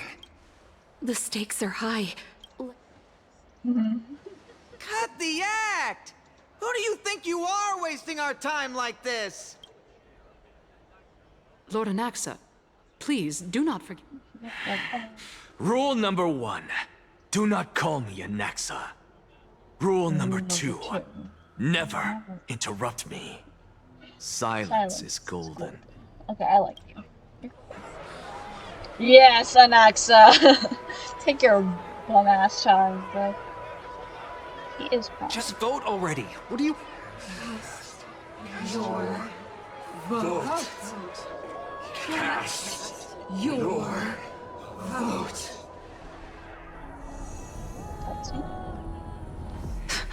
I cannot help but wonder, is every hardship in the world something you will exploit and use to your advantage? How else am I supposed to make use of this situation where my body and soul... Oh, Circes. Let us journey to the Netherrealm and see how she will substantiate the answer to your question and validate my decision. We need only to follow the sound of the tides. You are... Well done, child. Just as I foresaw, you have achieved great things. Teacher. What a twist of fate. A blasphemer raised in the doctrines of the Venerationists. It's like a foal kicking its mother in the belly after taking all her milk. I respect you immensely, sir, but... You cherish the truth even more. So, child, do not be troubled by the criticisms I have borne. Do not let those voices hinder you as you forge ahead. As the sage of the Venerationists, I am duty-bound to oppose you. But, as your friend and mentor, Anaxagoras, I say, go forth, for the truth is already in your hands. I will keep that in mind. Go now, child. Your lonely pursuit is about to welcome a new chapter. And when you reach the end of this journey, may we meet again with the truth before us. You have my word, sir. May Circe's safeguard your thoughts. May Circe safeguard your thoughts. You are right, Empedocles.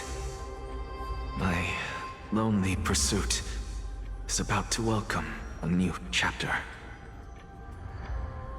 I must be on my way now. May we meet again with the truth before us, Empedocles. What are you waiting for? Just Silence! Behold, Circe, here at the center of the world, for this place is but one step away from the truth.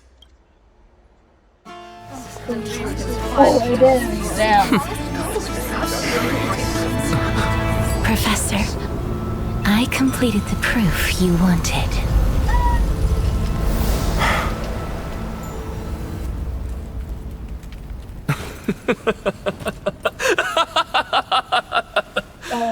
Thank you, Castorus. The answer is plain as day. My vote goes to the Flame Chase Journey and nothing else! Elder Kindness, I have deciphered the truth of this world.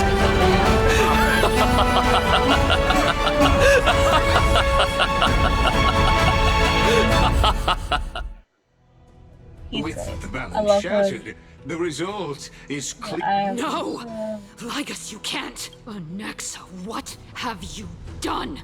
Have you lost your mind? I hope you are prepared for the harsh punishment awaiting you. Have you forgotten? I told you that happens to be one of my rare talents. You put on such a grand performance just to aid their preposterous flame chase journey? Performance? No, you are quite mistaken. I may be paranoid by nature, but I've always been known for my honesty. If you really understood me, Lady Kindness, you'd realize that I never had any interest in your pathetic little game of politics. Factions, standpoints, they are jokes in my eyes. I have never once switched sides, because I, and I alone, am the truth. Lady Kindness, with all the citizens here as witnesses, we should honor that. I have observed that Akama has chosen her. You! It seems not everyone is ready Xander. for the assembly to end. By your leave, Lord Lygus.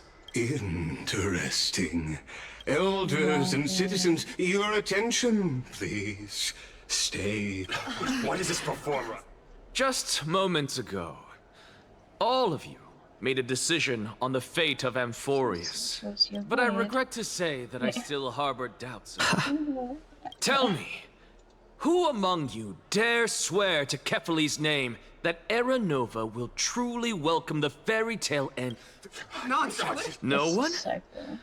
Must I pick somebody to answer? Very well. You. No? Fine. Next. What are you trying to do? Useless. Hey! So, no one? I see.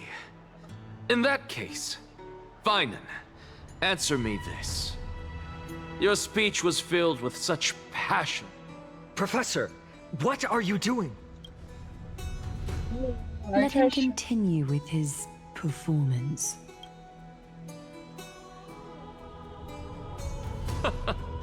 Will you look at that?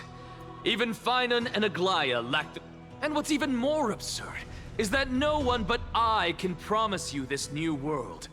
And yet, the Assembly passed the resolution.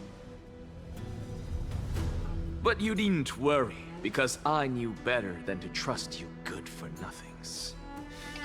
That is precisely why I am here today. To give you one final lecture. Now listen up and listen well. I, Anaxagoras of the Grove of Epiphany, hereby declare everything that the Flame Chase journey promises is true. Finan of Ides Elysiae, the prophesied demigod who shall succeed Kefali, will reforge each and every one of us in the new world with his complete, intact memories. What? The core flame-bearing titans were the Chrysos heirs of yesterday. And the Chrysos heirs who carry the core flames today will become the titans of tomorrow.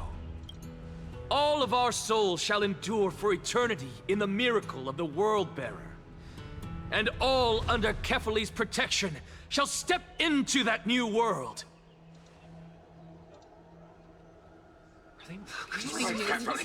This is your blasphemy! Yeah, shut your bitch ass up, bro. Are you saying that we must bow down to you and worship you? Enough, you blasphemous imbecile! How dare you try to deceive us with all these lies and falsehoods? How can you prove? I told you, don't interrupt me. But since you've asked, I shall be kind and indulge you. My statements are based, you heard me correctly, everyone, with the tacit approval of Kindness and the Council of Elders. This is the I fused Aranova my of the soul previous with the cycle. god through alchemy and learned the truth behind Era Nova. What is he talking about? Isn't that pure blasphemy?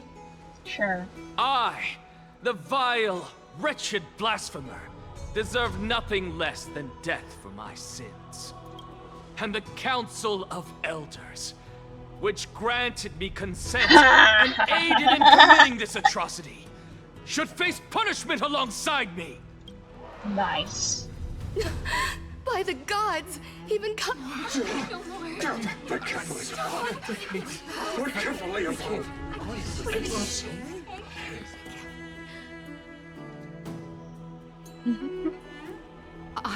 I had no knowledge of his transgressions. He did that on his own. Lord Lygus, as the esteemed Theoros, are you going to simply stand by and allow the Council of Elders to be dragged through the mud? Xander, what's up in your mind, bro? If the accusation is true, I will acknowledge it. If not, my conscience stands unburdened. Lady Kindness, the reputation of the Council of Elders was not built in a day, nor will it be shattered overnight. Repercussions await those who fool the people, and punishment must be meted out on those who abandon their vows. We should respect this beautiful city and her people. You... Lady Aglaya, the Gold Weaver, I humbly ask that you take on the responsibility of overseeing this judgment in the name of the fairness of Talantin and the justice of Kefali. Considering the circumstances, and in accordance with Akima's codex as the only demigod among us, you shall rightfully wield this authority. The honor is mine to bear. How is this permitted? Elders and citizens, silence, if you please. Anaxagoras of the Grove of Epiphany has made his statement clear. First, Elder Kindness of Akima and Lygus the Theoros stand accused of neglecting their duties and abusing the law, leading to the egregious blasphemy against a god. In the names of Talantin and Kefali, Akima is to form a committee before the 7th action hour to conduct an investigation and disclose the findings to the public for subsequent judgment. Yes! That's what we did! Curse you! Now, concerning Anaxagoras of the Grove of Epiphany, he has confessed to grave blasphemy against Kefali. In the names of Talantin and Kefali, the accused must be allowed to hear the people's voice prior to the execution, for a chance at a reduced sentence and possible pardon. I'm dying. Damn. Professor.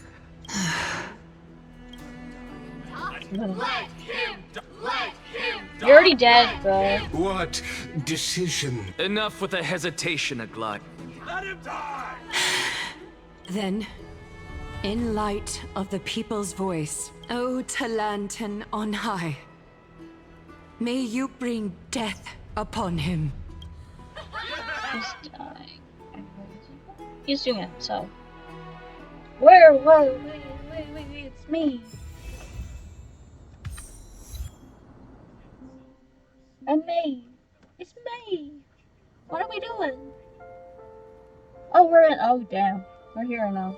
A sea of flowers? What is this place?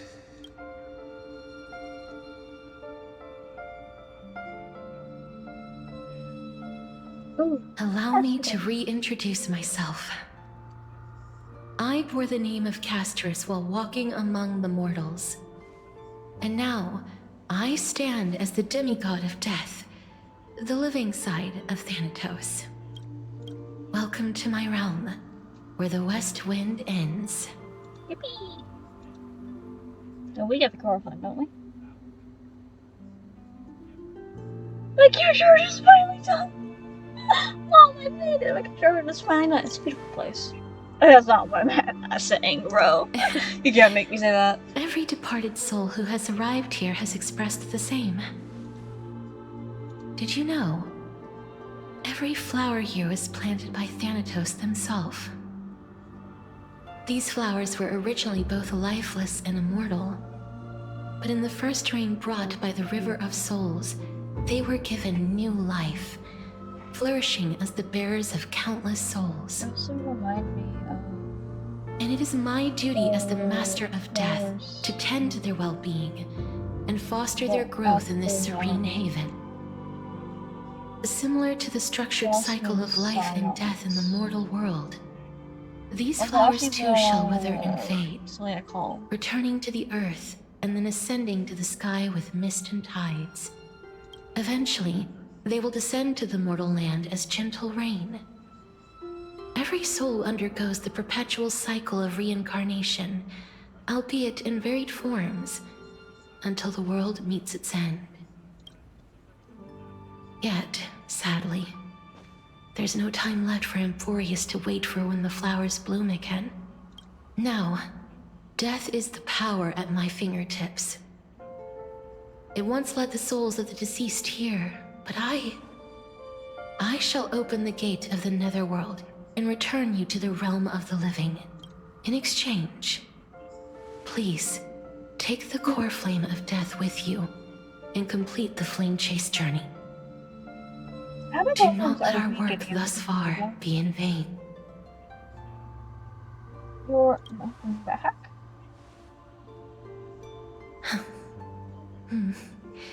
Just like the other demigods, I will stay here and embrace my destiny.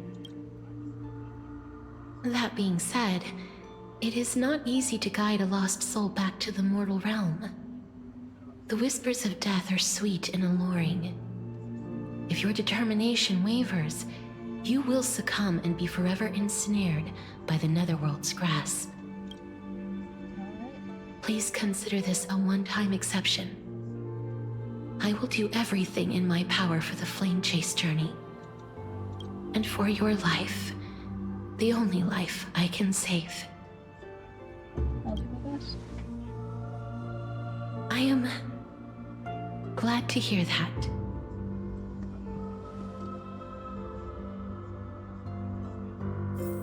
Over here! March, what? Keep moving forward and don't look back. Keep going. The Express is right here with you. I believe in you. Okay. Listen. Just keep moving.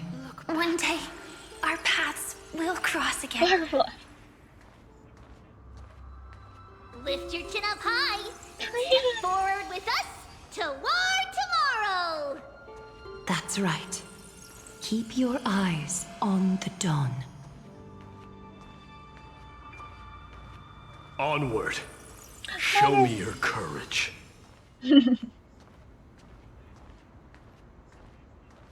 Partner, we shall become heroes together.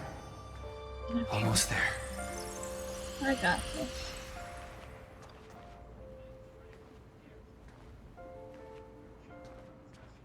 Finally.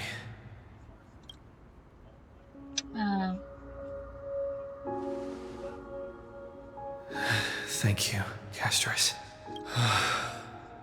Since I've already made it to the end, maybe I can have one last glance at that sea of flowers. Don't you want to keep going forward? Acheron! Fear not, as a touch of red will be awaiting you at the end of the path. Oh my god, Acheron. It'll guide you and illuminate the way out. By doing so, you'll eventually reunite in the warmth of the sunlight. Wait, are you?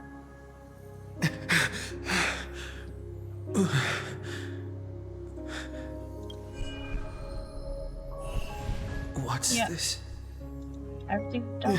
What in the world are these shadows and voices? All of this is proof that you once lived.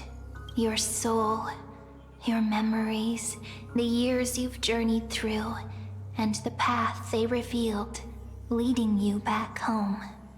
So, continue onward. Do not stop moving forward, and do not let her sacrifice and the support of all who have stood by you be in vain. Over here, friend! Take my hand. Let's go That home. was definitely Cyrene. That was definitely Cyrene. Oh, again, Acheron. Are you taking their Let the hand? trail blazing continue.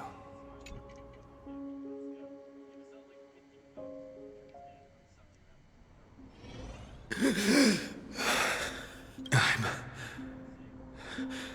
back. At last. I knew you could do it. Your soul is still perfectly whole. As if some kind of force is trying its best to keep it together. Is it Orynyx's final blessing? Or is it a miracle of your own? It's truly incredible. Such a strange surge of familiarity. So hard to describe. Perhaps it is fate, once again fulfilling its own design. Or perhaps it is the laws from beyond the sky, so familiar to you, that intertwined our fates long ago. It seems that this is a riddle which cannot be solved anytime soon. The sensation of becoming a demigod is truly wondrous. It's as if the river of souls is winding its way through the depths of my spirit, transforming with each breath into a fine rain that nourishes the world. Do you recall that prophecy? At the end of the sea of flowers, the souls of the living shall warm thy fingertips, and after an embrace, there shall be eternal separation. I promised you that I would do everything in my power to give it another meaning. Now, as I stand as a demigod and destiny draws to a close, I can finally end it in a way that is as beautiful as it deserves. The wish I once sought, but could never grasp, is now within reach. In this brand new world, every blooming life will lift its arms in celebration and recount the profound meaning of this very instant. Every touch, every embrace we share will never again be an ice-cold loss. They will radiate with an intense warmth, sowing love far and wide throughout the land. The other shore is very cold.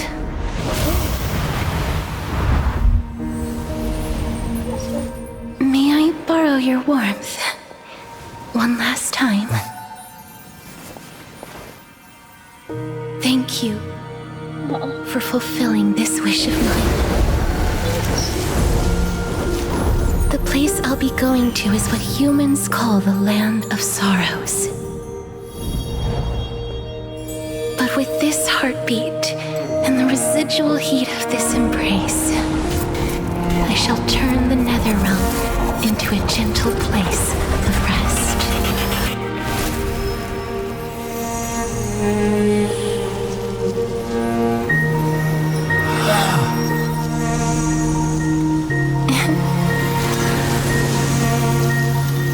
This embrace may be brief, but it's the proof that I once lived.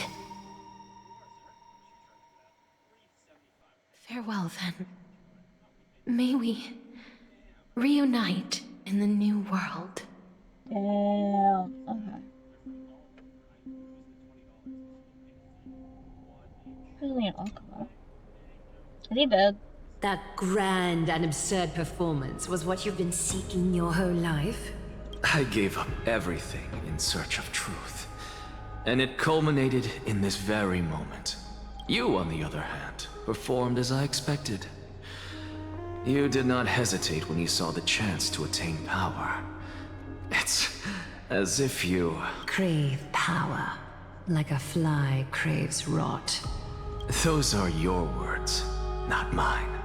But what you said at the end, did you already know what I had planned for Thynan? I may have lost an eye, but my vision is clearer than anyone else. You've nearly exhausted your humanity. You're no different from my current state as a walking corpse. That's true. I've long since burned to ash over the past 1,000 years. Only he is capable of unleashing a raging fire that rivals our final great enemy, Aquila. So, this is our last chance. How about we let go of the bad blood between us? May I resonate with your core flame, Aglaya? Please do. That's impossible. Damn. To persist with your soul thinned to such an extent. You're insane. Just as you fight to lug your corpse onward to complete your unfinished goals, I have my own reasons for doing this. Yeah. Until Thynan grows into his position as the prophesied leader, I must continue to lead everyone on the flame chase journey. I must keep inching forward, even if only as an empty shell. I've long predicted this was the case, but I didn't think you'd already lost so much. How ironic. We would have avoided so many misunderstandings if you and I had just spoken this candidly before. But casting aside our ideological differences, there is one thing you and I agree on. Thynan. Yes. He was born to be a hero. He understands the hearts of the people, and I can confidently say he is a far better leader than you. Only he is capable of fulfilling your mission. Sadly, he is a man cursed by Nestia. But by my estimates, his horribly elaborate sense of style should not impede Aranova. Congratulations are in order. We found common ground at the very end of our destined paths. Okay. When you put it that way, it makes me want to take back what I said. Well, I want to mention it. We're back. Yeah. Come welcome our great hero reborn from the ashes. I'm back. I hope he didn't hear your earlier assessment. It wouldn't be the first time I criticized him. A man should be aware of his own shortcomings.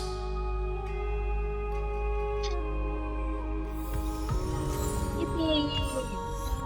Now we've got an score flying. I'm glad. I'm alive. But I don't see Castris among your number.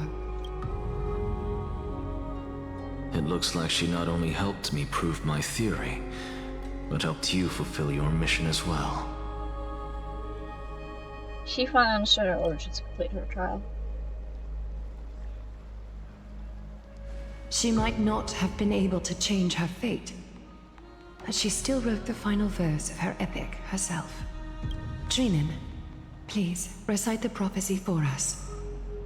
Trailblazer, please surrender that scalding core flame for us as well. You are the only life she ever saved by her own hand in her 1,000 years on this earth. I believe no one is more qualified for this noble task. Let's ceremony begin.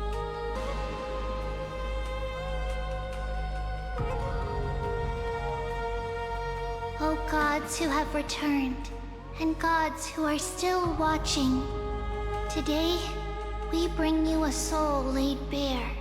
The hand of shadow, Thanatos, remembered their name from the past.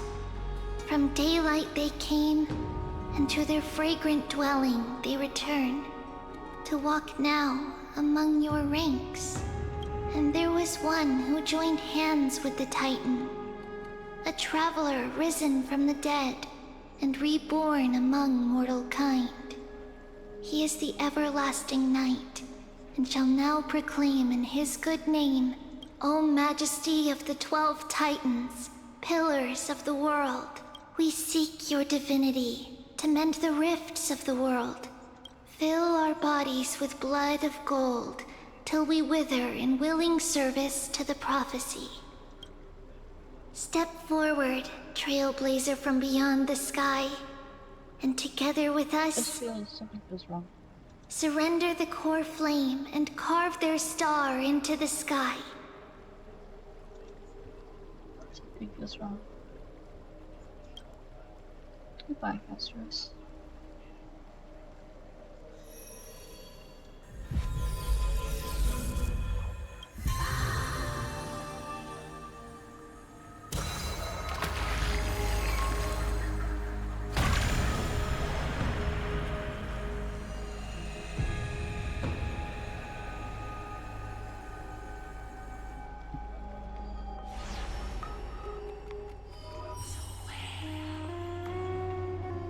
A constellation for death. For life and death, to be more precise.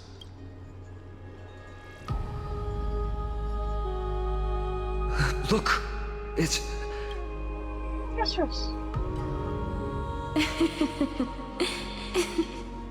Is that... Castor? No, it's only a divine echo. I think she's here for the trial.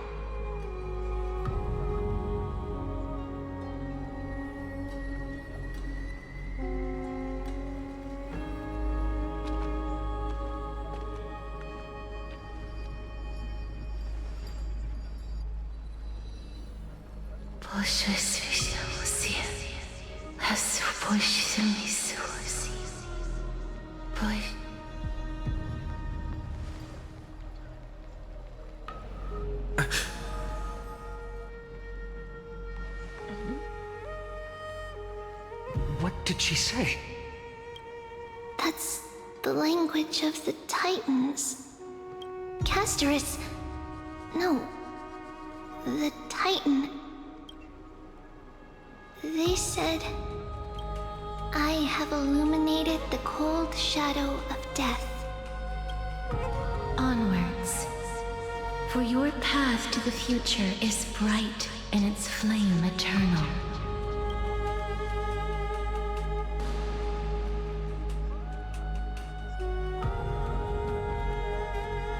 Do not forget.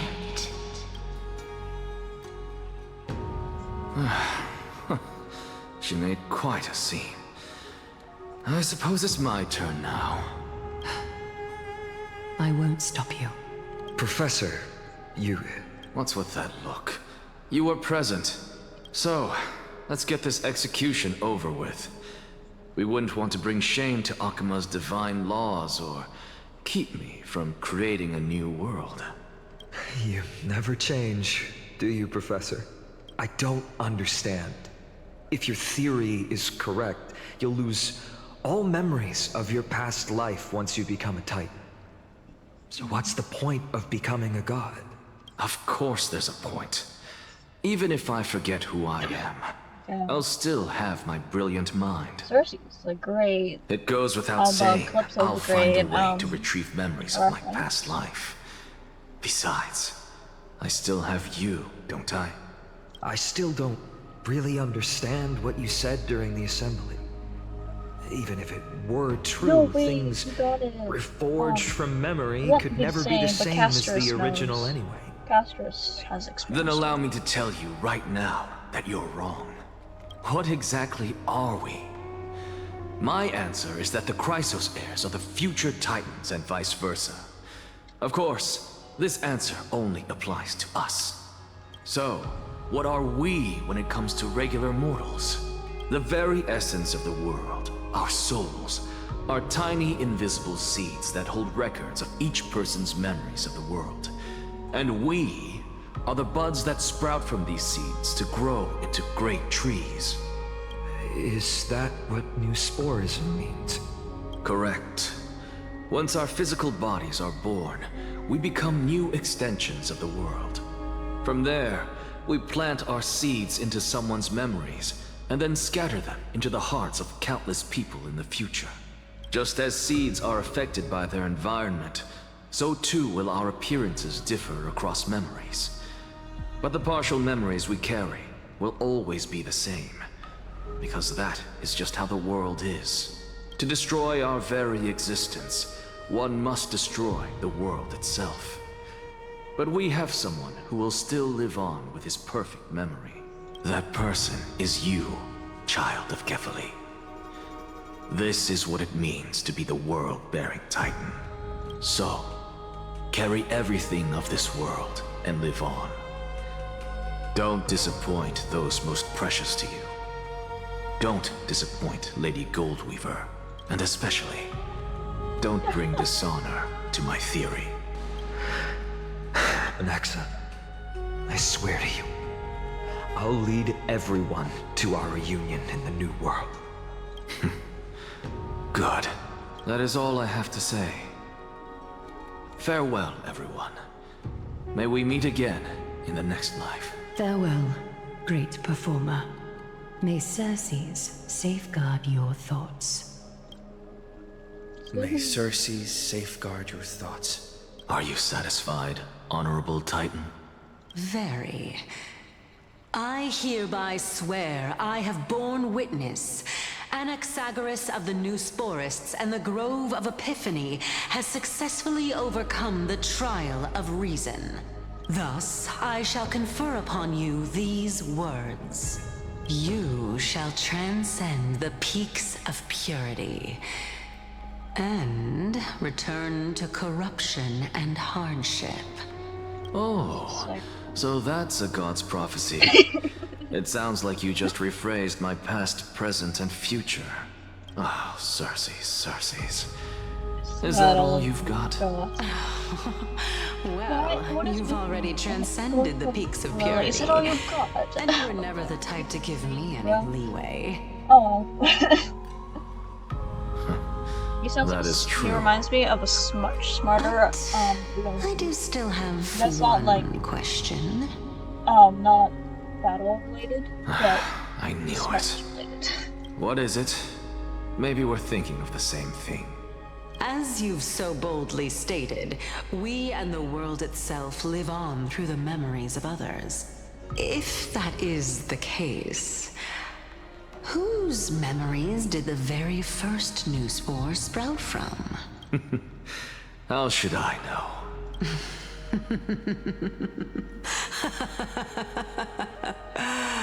Oh my. But since we are both equally curious, we should allow the children of humanity who come after us to investigate in our stead. Oh, here we go.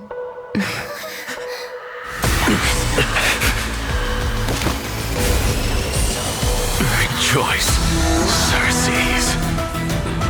I sow the seeds of suspicion in the new world.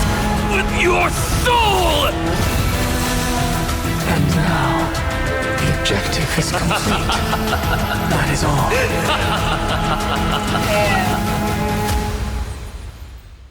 Damn! Oh, that is so cool. Oh. We lost. Thankfully, she's still alive. Oh, birth. March. Was March 7th also in this condition when she was first rescued by the Express? Her condition was very similar. It's just that at that time, the Express did not have a memo keeper who could diagnose her condition. March. But she still woke up naturally. Amphoreus. Looking on the bright side, that might happen this time as well. When March awakened from the ice, her memories were completely wiped clean. I want to prepare for the worst and prevent something like that from happening again. Can you share with us your hypothesis? I do not have conclusive evidence, but judging by her current condition, perhaps March 7th's memories have been hijacked. Hijacked? Think about it, Miss Himiko. What will happen when someone loses their ability to remember? I'm not a biologist, but I hear that there's a species of fish on Von Walk that has the memory span of less than a second. It forgets anything that occurs in the very next instant. Perhaps something similar will happen? Unfortunately, short-term memory is an entirely different concept from the inability to remember. Perhaps it is difficult for you to imagine, but an individual who has lost their ability to remember turns into nothingness. Nothingness? The belief of the Garden is that everything in this universe can be interpreted through memories. This is the driving force behind the continuance of this path. The past is made up of memoria, while the future is a possibility that will eventually be converted to memoria. But the present, it doesn't really exist, and it's only an abstract expression. Therefore, when a person is affected by the path and loses their ability to remember, their physical form will also be affected. These ice crystals are a manifestation of that. Miss Black Swan, there is one thing that I haven't looked into deeply until now. You've guided us to Amphoreus, but refused to tell us your true intentions. Collecting memories is simply not a convincing answer. Is Miss Himiko suspicious of me? I mean no offense. I am merely speculating. But I'd appreciate your honesty, if possible. In other words, now is the time for me to prove my innocence. That's not a problem, of course. The true reason behind my intentions is that Amphoreus holds special significance. For some memo keepers of the Garden with extremist views, it is a perfect example. Perfect example? A world that can only be seen through the Garden's mirror means that memo keepers have the right to keep the world in their private collection. If those Pathstriders of Remembrance were to uncover the secrets of Amphoreus first, they might unleash their wild ambitions and remodel more worlds into a similar form. So the reason you did everything you could to convince the Express to come to this star zone is just to uncover the secrets and foil the plans of these people? I chose to remain quiet before, because I did not want to involve you in the Garden's internal conflicts. Remodeling a world is no easy feat. These extremists likely aren't just simple Pathstriders. Do they wield the powers of Emanators? You can be even bolder with your guesses. The people that I'm talking about, they aren't just individuals.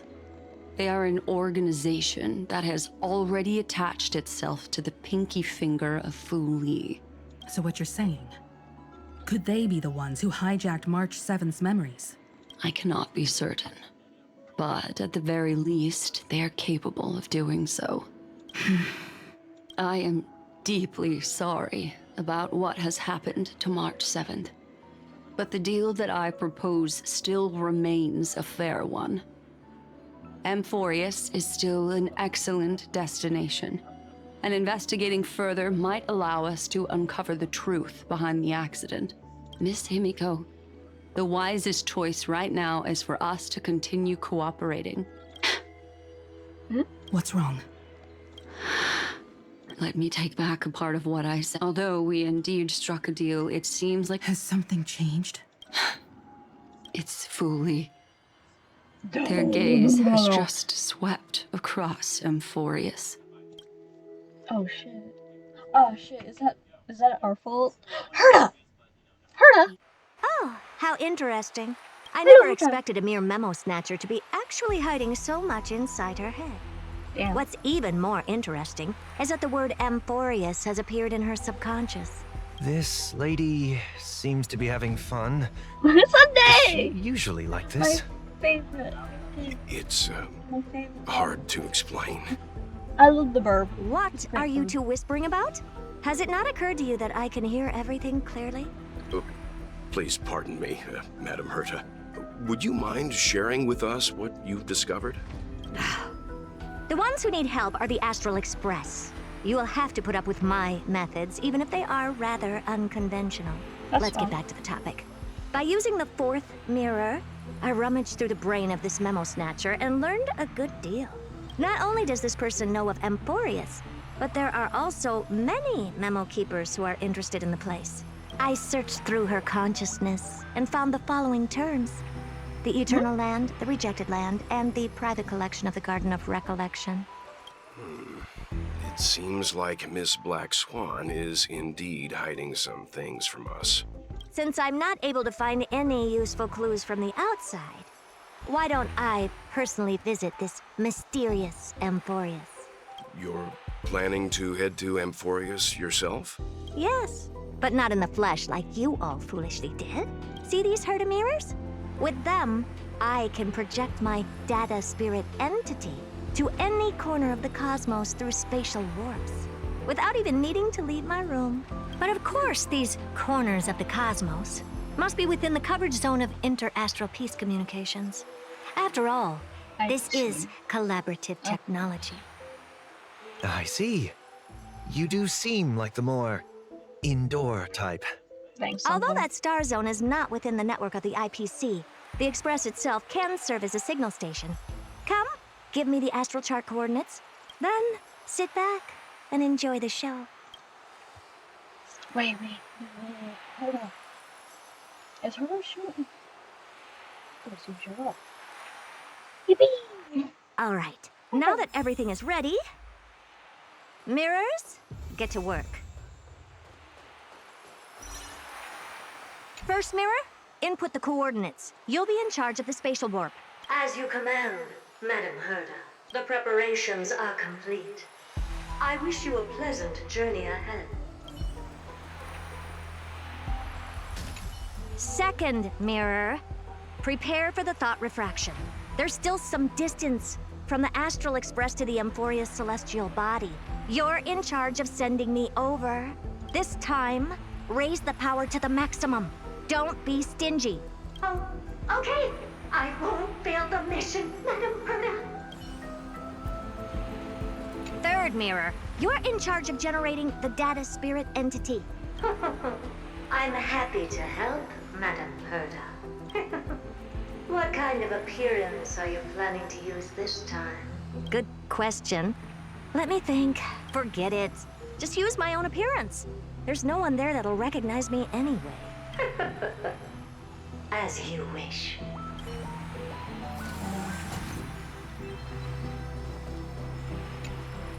Preparation of the data spirit entity complete. Thought refraction at max power.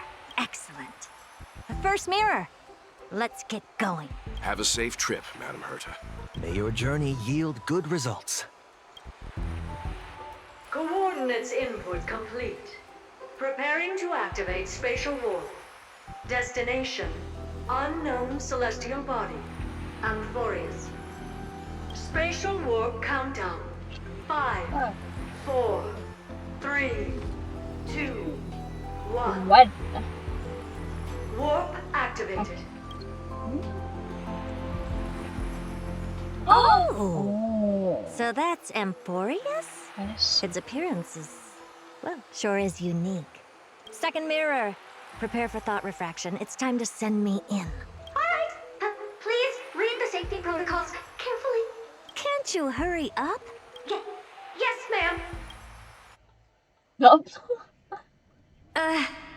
I didn't expect it to be so turbulent. I should have asked the second mirror to use slightly less power.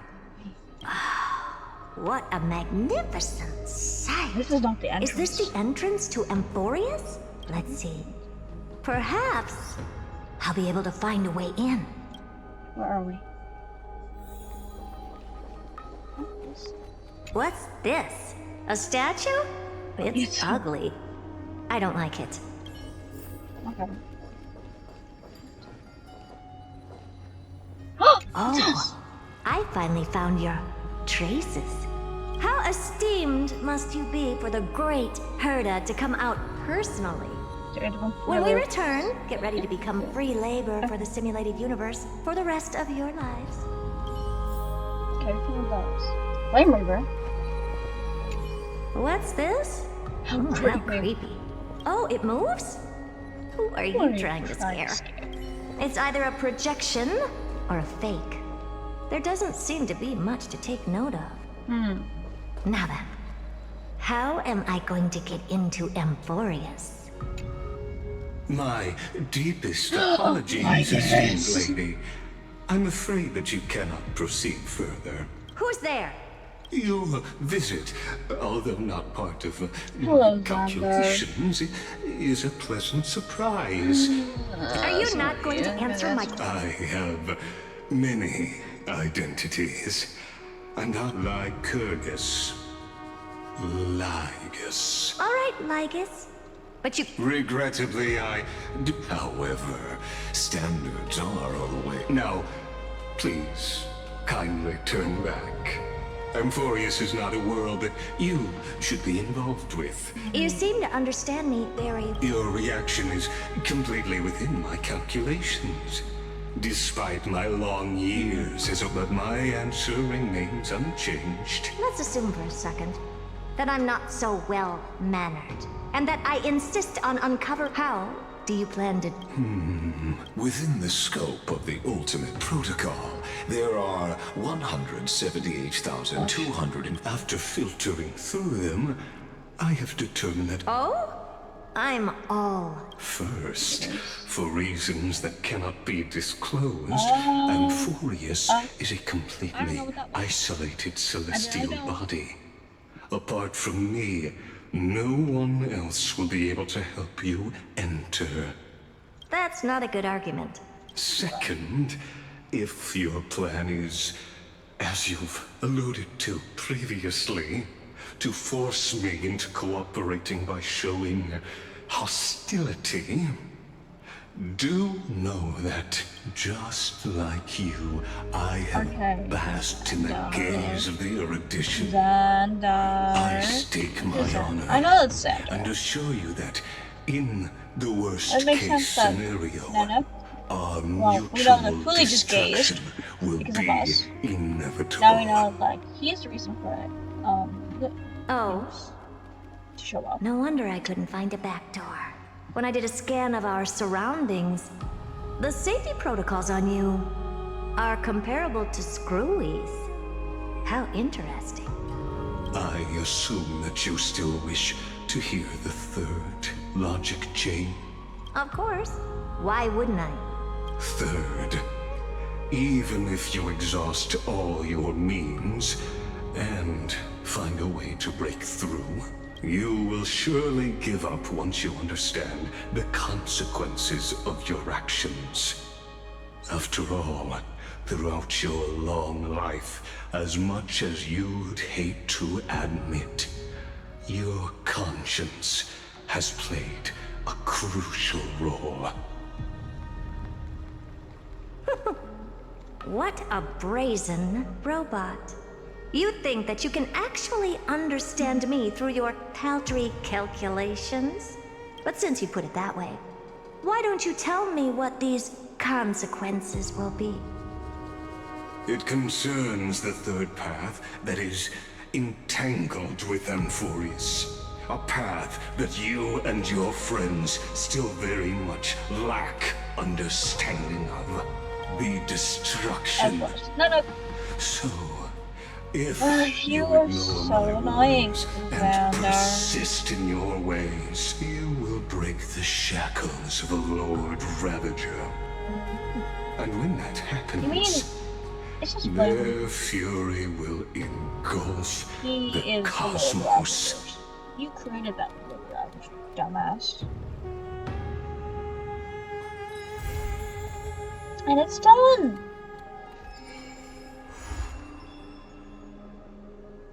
And this is the next one.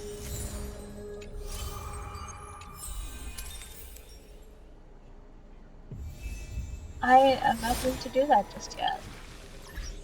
I'm not doing that just yet. There's a lot of things that I need to do, and that is claim everything I just got. This is my daily Amphoreus. Holy shit. Now, you know, people make the entire, like, some of the deaths, like, I mean, like, Trian's death was absolutely heartbreaking. But, seeing an Axa kill himself, like, do it, like remove the profile himself, and then just, holy shit. Cypher's new. My day is done. You're done. I'll just skip through my days for a bit. Two cowards who dare not to look death in the eye. This scene, witnessing them, like, oh, it's like, it's not as sad, but like, I wonder how many times it has been seen amateur skills. like that happen. The man seems unmoved, yet when asked if he's... It's a wild tale he won't care to opine. It's said that Castrum... Therefore, as the protagonist hears these words, he refutes not. Never turning back in war. When campaigns become mired, the Kremnoan detachment who follows him in livery all die in... Your glory lies not in... The dust, a question seems to sound from shadows of the...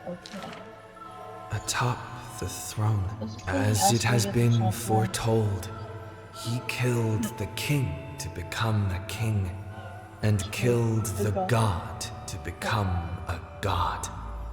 It's a crowd of blood.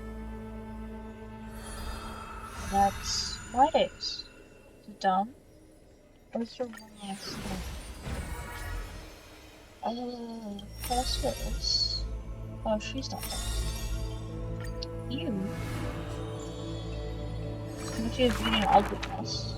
In the past, when strife swallowed, she spent her youth in a palace till warfare set the threads of the golden threads covering her eyes snapped, and the concealed truth finally appeared for...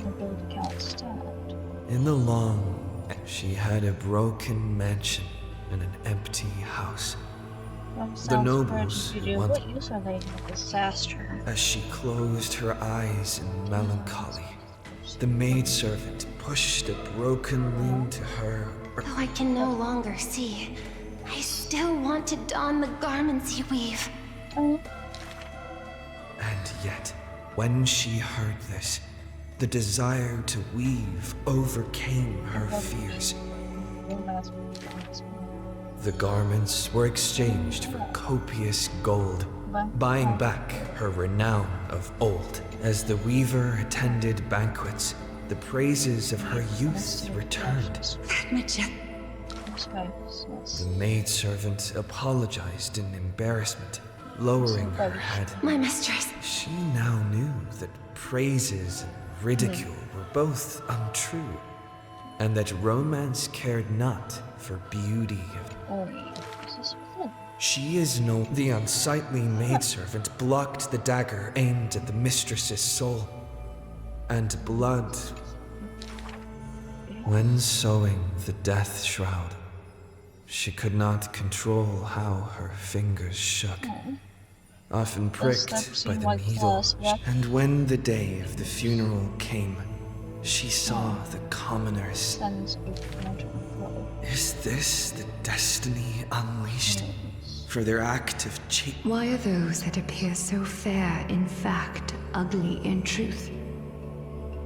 Why do faces unsightly contain souls cut from noble cloth? Why can the blind see the light? And why do those with eyes only see night? The dying god. If you no longer have the power to see, then with my destiny... She grasps the burning core flame. I'll exchange for eyes that can see everything.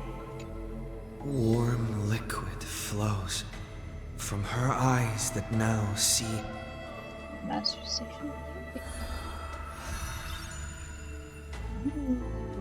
Okay.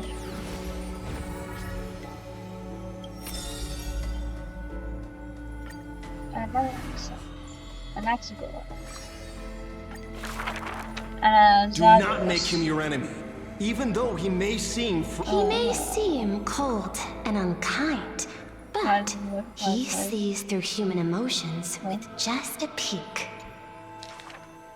All is science, and human wisdom knows no bounds.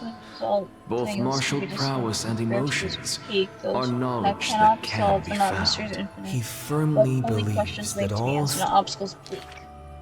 For those who only protect themselves, the world cannot see their intentions. Colleagues suspect him of creating new blasphemies, whilst the curious one's gaze through the window beholds, seeing a small wooden bird on the table. I ask him, seeking his motive for this effort. Creatures that through his hands pass all change their functions, invoking wonder peerless.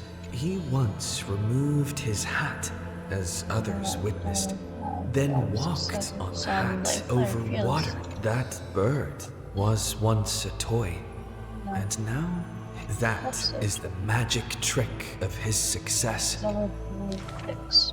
The far-seeing must be far in thought. It's a time he refrains from looking back on, traveling all lands, chasing. Countless times he exhausted his crafty sleights, wanting to rescue the doomed and resurrect whites. Perhaps fate could not guess his goals, but it could trample over his plans overnight. At the end, all his challenges flip. His ambitions are too lofty, and so failure follows him never too softly. Respond to defeat, not from optimism, nor from a defeat of the heart. I think if this road is easy to walk, then future generations will not praise my name in piety, says his ambition.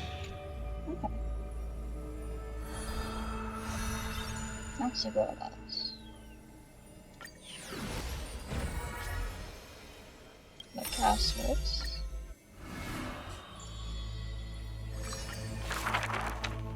To the dead, when at this time, something drizzles down the slate. Before people pass away, I write down these poems. As time goes by, she finally, it seems the girl once also loved to imagine with effort. It was a pair of arch enemies who gained fame in the war. One of them burst into laughter after. She did not write poetry as a pastime. It is said that she left great works under hundreds of names. I still found her weakness after many twists and turns. No matter how, she is heartbreaking and enchanting. And the ghost of loving.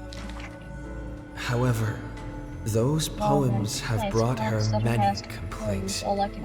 The poems that her hands composed. This is truly difficult to write. The girl excuses herself. My duty. Such is the epitome of lies. One who's grown used to death remains inexperienced with farewells. Therefore, I extend her an invitation. In this story belonging to herself, she can leave an ending reserved only for her. What she brings is not only death. Apart from death, there is something else that is worth remembering.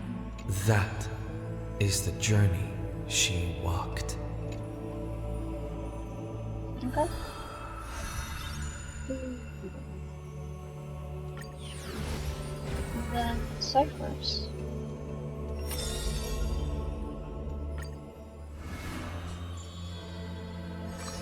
The line has travel of. A thief tells of. The first story is titled. That city is named Paphos, where the golden light of Nestia shone. The beauty pageant begins on time.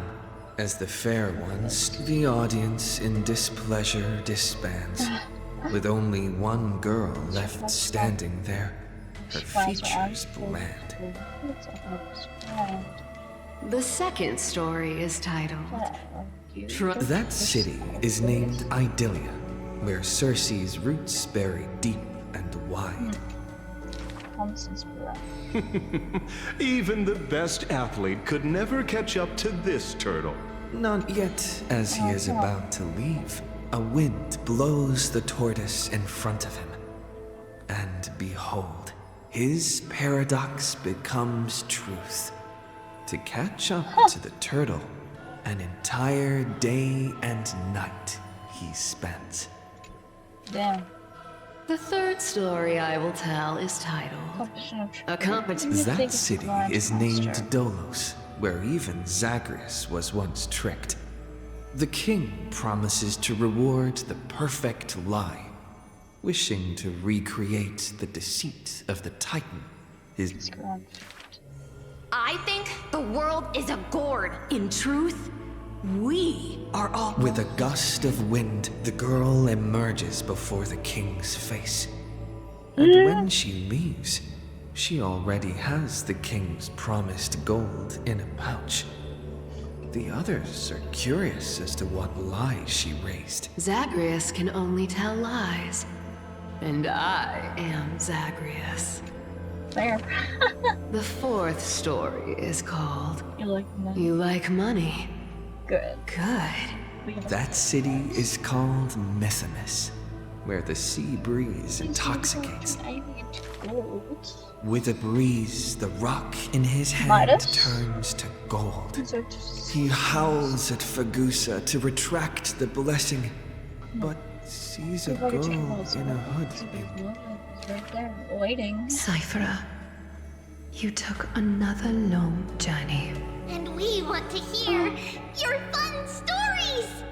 The girl with the hood dangles her feet in the bath as 2 coins dance and fly between her fingers. Basically, I visited 4 places, tricked them to my heart's content, and came back fully rewarded. The girl pauses her words and looks out the window. The dawn will never cease, and the thief star wanders in foreign lands. Why would you think I'm not lying? Cyphera. Oh, Cyphera. That's another one. Oh, what? He's right here. What an Iceland. Oh, wait. Is this even in the order of when they... Or is this a funny... Because only at the end of the movie she was looking like the rumors. I'm like curious. We'll know when the story's over. Oh. Someone else knows. How should we... Death can stop her.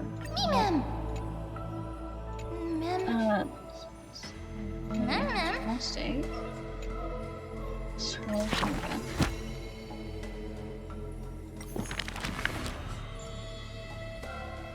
Oh.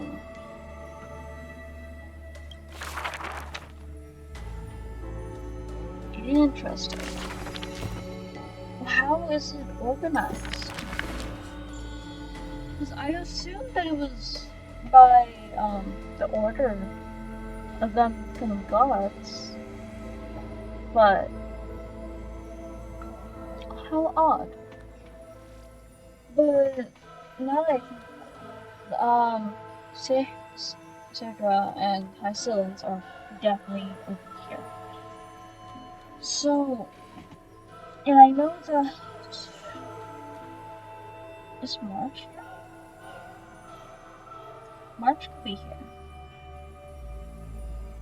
March and Denham could be here. And then Segra and Hycillans. Because they die. They're gone, and then the rest are here. So, I don't know. I haven't gone that far yet. So, but so far, it's doing pretty well with what I've got. Do not give up on making a choice, even if you're about to be forgotten. I will continue this next time. So, see ya for now, lol. And no, I will not say, those words. Just to see ya.